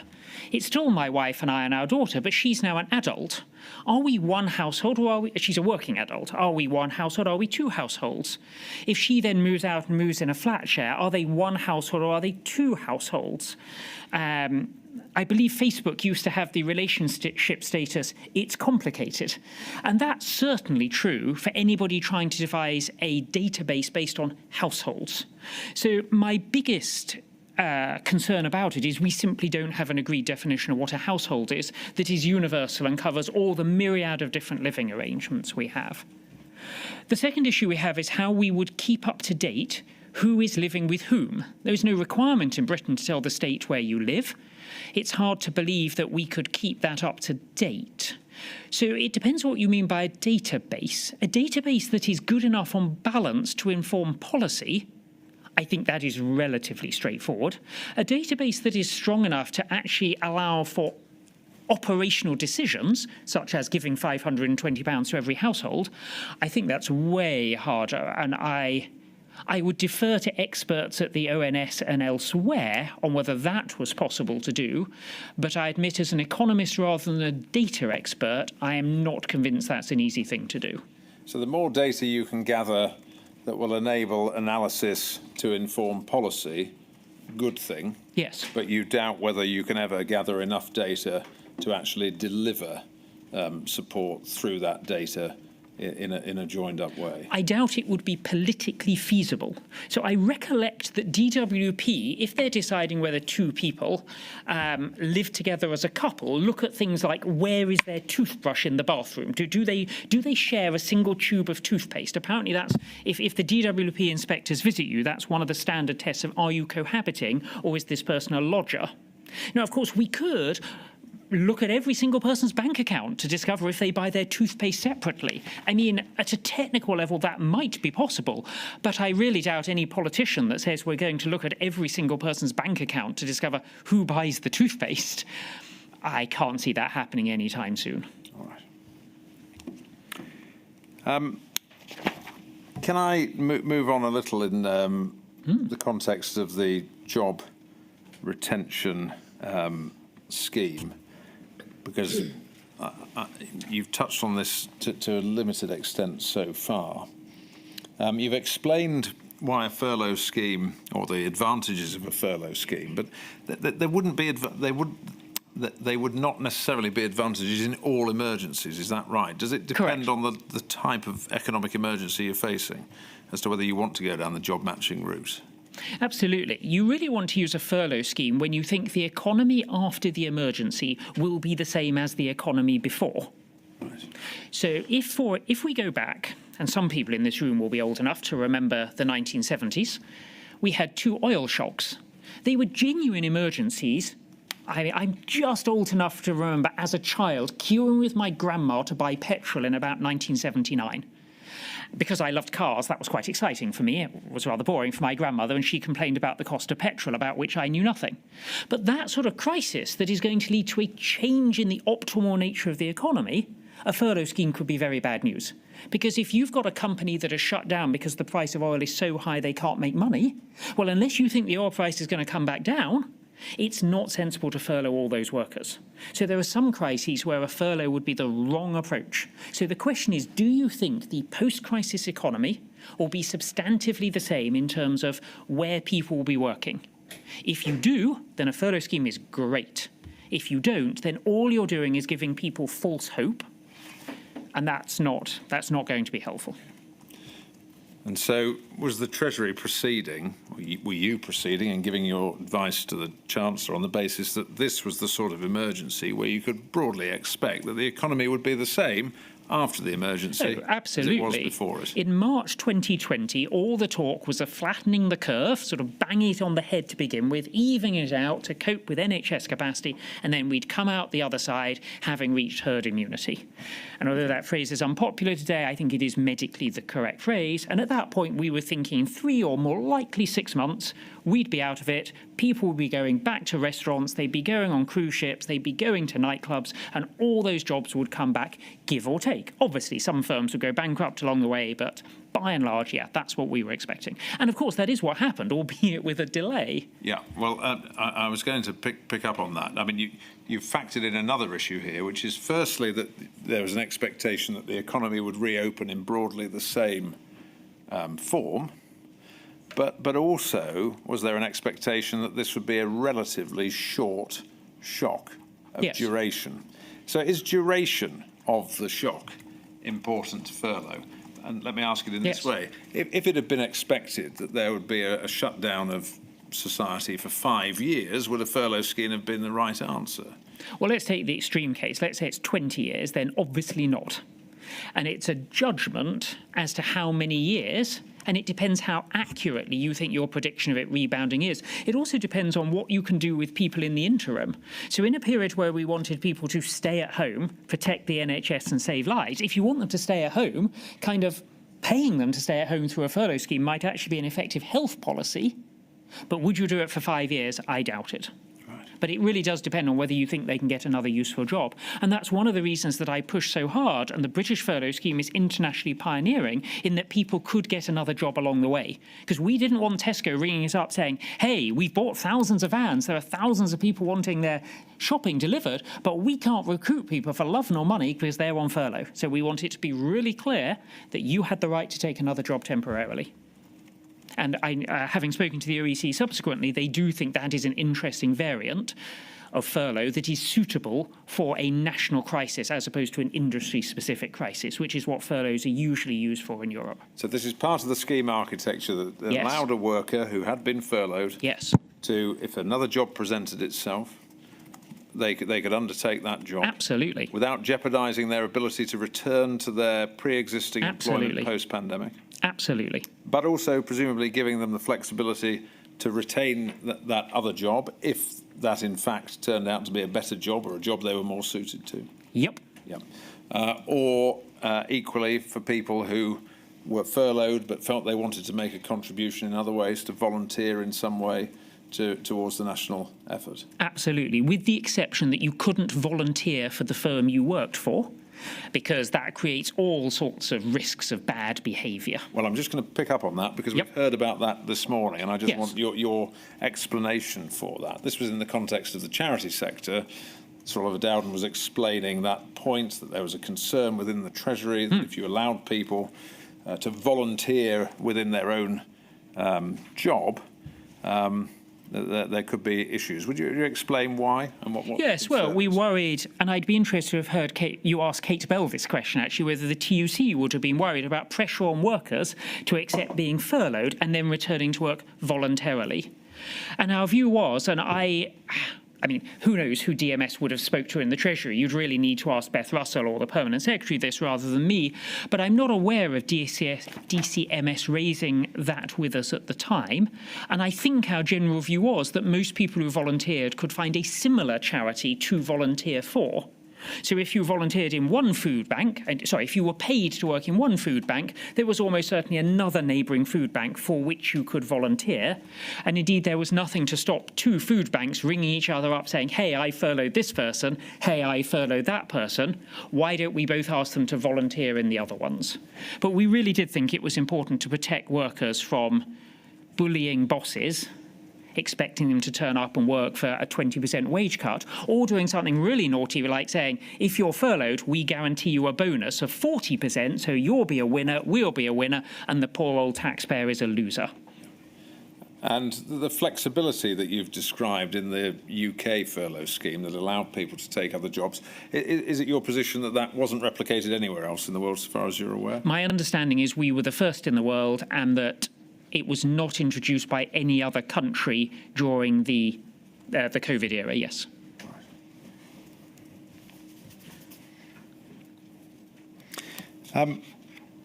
You've made the point about furlough can go on too long. Yep. Or the longer the emergency, the less likely it will be the right policy response. I just want to pick up on that in the context of the UK response and the UK scheme. Where do you stand on the question of whether, looking back, the scheme went on in the UK for too long? So with the benefit of hindsight, we could easily have ended it 3 months earlier. But that really is with the benefit of hindsight. I mean, you've heard Kate Bell say that the TUC were claiming that we were ending it too early. And they weren't alone in saying that at the time.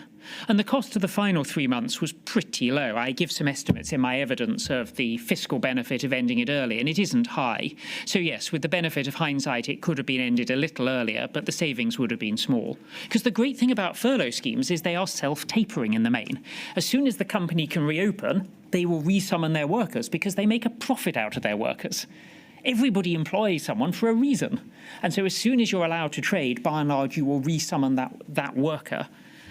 And therefore, the cost of keeping it going too long is pretty small. So the furlough scheme almost self-polices yes. Because ultimately you work on the basis, do you, that the employer business actually wants to go back to profitability yes, and to start producing widgets again yes. rather than remaining dormant for a longer period of time. It wants to make and sell pastries. However, there are some favour furloughs that we know are out there. Who you might have a member of staff who you know wants to retire, but they're an old family friend or a small firm, so you leave them on furlough because it costs you nothing. You will get some like that. So if we had a complete blanket open furlough where an employer could furlough anyone, then you would get some furloughs that would last forever. And towards the end, we would have had a high proportion of favour furloughs and the like at the end. And that's why when the scheme ended, we didn't see a rise in unemployment. So that's why you shouldn't simply have a British-style furlough system forever. The continental ones have more checks and balances in them. Were you yourself arguing, actually, that a decision should have been made earlier to announce that furlough would end at a fixed point? There would be a date in the future when it would end? Well, we agreed in the Treasury in the Easter that it would end that summer. I'd have to go back and check the notes to give you a definitive answer either way on that one. I mean, what's the advantage of providing that sort of certainty to business, that it's certainty the other way, that support's going to end as opposed to support's going to continue? Well, at one level, the two are the same thing. I mean, as Kate said, and the TUC was right, they were the first people to tell us that a lot of firms had 45-day notice periods of intention to make people redundant. And 45 days is almost 7 weeks. So it meant the government really should, if they can, be giving businesses 7 weeks notice. That would only give business 2 days to decide whether to make someone redundant. So we therefore need to give people 7 weeks notice. And that's, in that summer, we knew from the previous year that cases were likely to be low, but also that furlough use was going to be low. So it seemed easier, particularly in the experience of the last autumn, to play it safe and add another month or two on. That's my recollection. I'd have to double-check the emails to see if that's true, but that's my recollection sitting here today. Yeah. And we know that an element of tapering was introduced into furlough. Could you just explain to us why that was introduced, what the rationale was? So the rationale was twofold. Firstly, that we started off with a 100% of cost of furlough being met by the government. We wanted this to be the no-brainer option for firms, because we wanted firms to say to workers, stay at home, your job will come back. You don't want to move house, you want to be in the same place. Just stay at home, protect the NHS and save lives. So it had to be an absolute no-brainer, which it really was. That's why we got the numbers of people furloughed that we did. But over time, what we needed to say to firms is, if you think the world has changed, you shouldn't be able to hold on to workers at absolutely no cost to yourself. We want you to make a... Sorry. We're just speeding up again a little bit, so we wanted to say to firms, it's exciting. We wanted to say to firms that if you want to retain this worker, you need to have a little bit of skin in the game. You've got to be saying to the world, yeah, I want to re-employ this person. I'm putting my money where my mouth is. Not too much money, not sums of money we don't think they have or can get hold of, but a little bit of something. And that is the continental model. Now, the continent started the other way. They started with their standard rules of furlough, which involved employer co-payment, but they soon gave up with them. And in a sense, that's the danger of preparing too much in advance. If you think you have a playbook, what you've got is the playbook for the last war, and you have to change it. But because we were writing a new playbook, I actually think our way round was better. No initial co-payment and a later co-payment.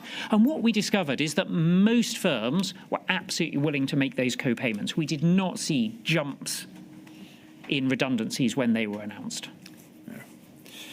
I'll just pick up on something you've landed on there, which is planning and playbooks. Yeah. We've heard about talk of off-the-shelf schemes and permanent schemes and the like.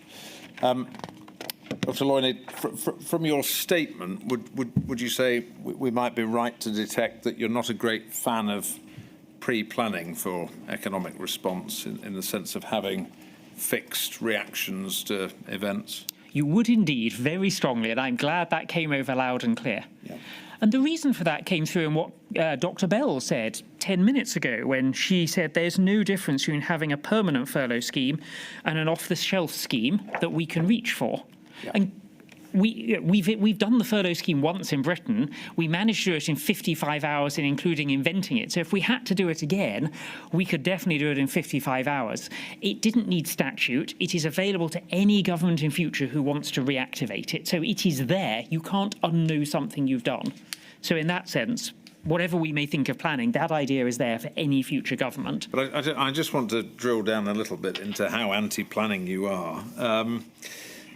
You presumably wouldn't argue against, for example, thinking now about what data would it have been nice to have in the last pandemic? No, if we'd have had better real-time monitoring, then we might have been able to tailor as we went, those sorts of things. So you can plan for your infrastructure, can't you? Correct. Right. Correct. So you can plan to have the right sort of people in post and the right sort of evidence. But I think it is better left to those people with good evidence to make up the plans at the time in the light of the actual facts that are known, not some sort of loose. Because the danger of having plans, I think, was seen on the medical side. We knew we were second best in the world at pandemic preparedness, because the Johns Hopkins international study had told us that. Not only were we second best, we were miles better than the French and the Germans, and many miles better than the Italians. So we were not complacent, I don't think we were, but we were confident we knew what to do when a pandemic hit. And we were wrong. And that's the danger of having a playbook, that even when it's quite closely aligned to what you think you're doing, it is often better to sit down and think, as John Maynard Keynes said, with a fresh, unprejudiced mind. Okay, well, let's just break this down. So you can plan for the evidence you think you're going to need, and you support that? Yes. So that's data gathering, collection. And sharing. And sharing. Would you also agree you can plan for analysis? In other words, you can put in place good analytical capability? Yes, although you can also hire that in pretty quickly, whereas you can't create data collection pretty quickly. You pay the right money, people will work for you. And do you support the idea that there should be centralised cross-government analysis that provides a synthesis of all the underlying data so it gives people more confidence in their decision making? I'm not sure whether it has to be centralised as opposed to decentralised. I certainly wouldn't want to see, say, the Cabinet Office given responsibility for the things that PHE or the Department for Health can do better than the Cabinet Office, or the Cabinet Office to try and do economic analysis better done by HMT or the OBR. So I think we need to be a little bit careful about centralised. Okay, but you can plan for evidence. Analysis, you say you can stand up. What about planning for delivery architecture? So the infrastructure through which you deliver the scheme. We've talked about universal credit, and we've heard evidence about legacy benefits. The IT was so poor that it would simply not have been able to process an uplift. So can you do that sort of planning in terms of getting your infrastructure right so you can deliver if you choose to do so? Yes, although the reason why we still have the legacy schemes in DWP is apparently it's very expensive to get things off of mainframe computers. And that's true in the private sector as well. I have a friend who administers pensions for the private sector on a mainframe. He assures me he has a job for life because it's very hard to get the stuff out. So you can plan, but sometimes you just have to accept there are some things that would be very expensive to prepare in advance. You multiply that by the chance of disaster and it's still not worth sorting out. It's better to say, well, we'll have to come up with a workaround when necessary. All right. But if you can make these corrections now in a cost-effective way, then you should do them. You should get the architecture, the nuts and bolts in place. That is the definition of common sense. Yeah. And then you can do the free thinking in the context of the future emergency, however it looks. Yes. So can I just push you about the off-the-shelf scheme idea? For it or against it? Should there be not a predetermined plan that you will deploy a labour support scheme in a future pandemic, but should there at least be a basic playbook of this is how you do it? Well, I think there is already that playbook in that we have, I mean, partly it's created by you, but the Treasury has its lessons learned, it has its history, etc. So I think there is already that playbook. And Dan York-Smith said last week that the Treasury has a list of people all by their previous jobs. So that if Tom Hemingway is still somewhere in government, as the senior civil servant who held the pen throughout COVID, he will get a phone call from someone saying, hey, Tom, we need to talk to you. And even if he isn't still working in government, so long as he's alive, they will track him down. And I'm not saying that's because they can snoop on him, but you can find most people these days pretty easily. So I'm not sure that you need a playbook that is, nicely printed and stamped on the front, playbook. What you need is that collective residual memory. And that's something that Treasury, as a rather, I was going to say inbred, that's a little harsh, but as an organisation that tends to promote from within is actually very strong at. And again, Dan York-Smith talked about that last week as to how he was able to do his job while finishing off on the budget and why he was the right person to do it, because he was the most cross-Treasury person. And that was my experience working with Dan when he and I were colleagues. He was exceptionally good at finding people who knew their arse from their elbow. Knew all sides of the issue. Yeah, well, that's probably a more politic way of putting it. But anyway, thank you. So have I understood really that what you're saying is corporate memory important, remembering what you did, why you did it and how it went and where the pitfalls were, and you think that's more important than it is to have an off-the-shelf scheme that you dust off and deploy in any situation? I have no hesitation in agreeing with you entirely and utterly on that one. Thank you very much. Milady, is that an appropriate moment for Yes, of course. We take breaks every so often. Yes. And I suspect everyone will be grateful for one. 3:05.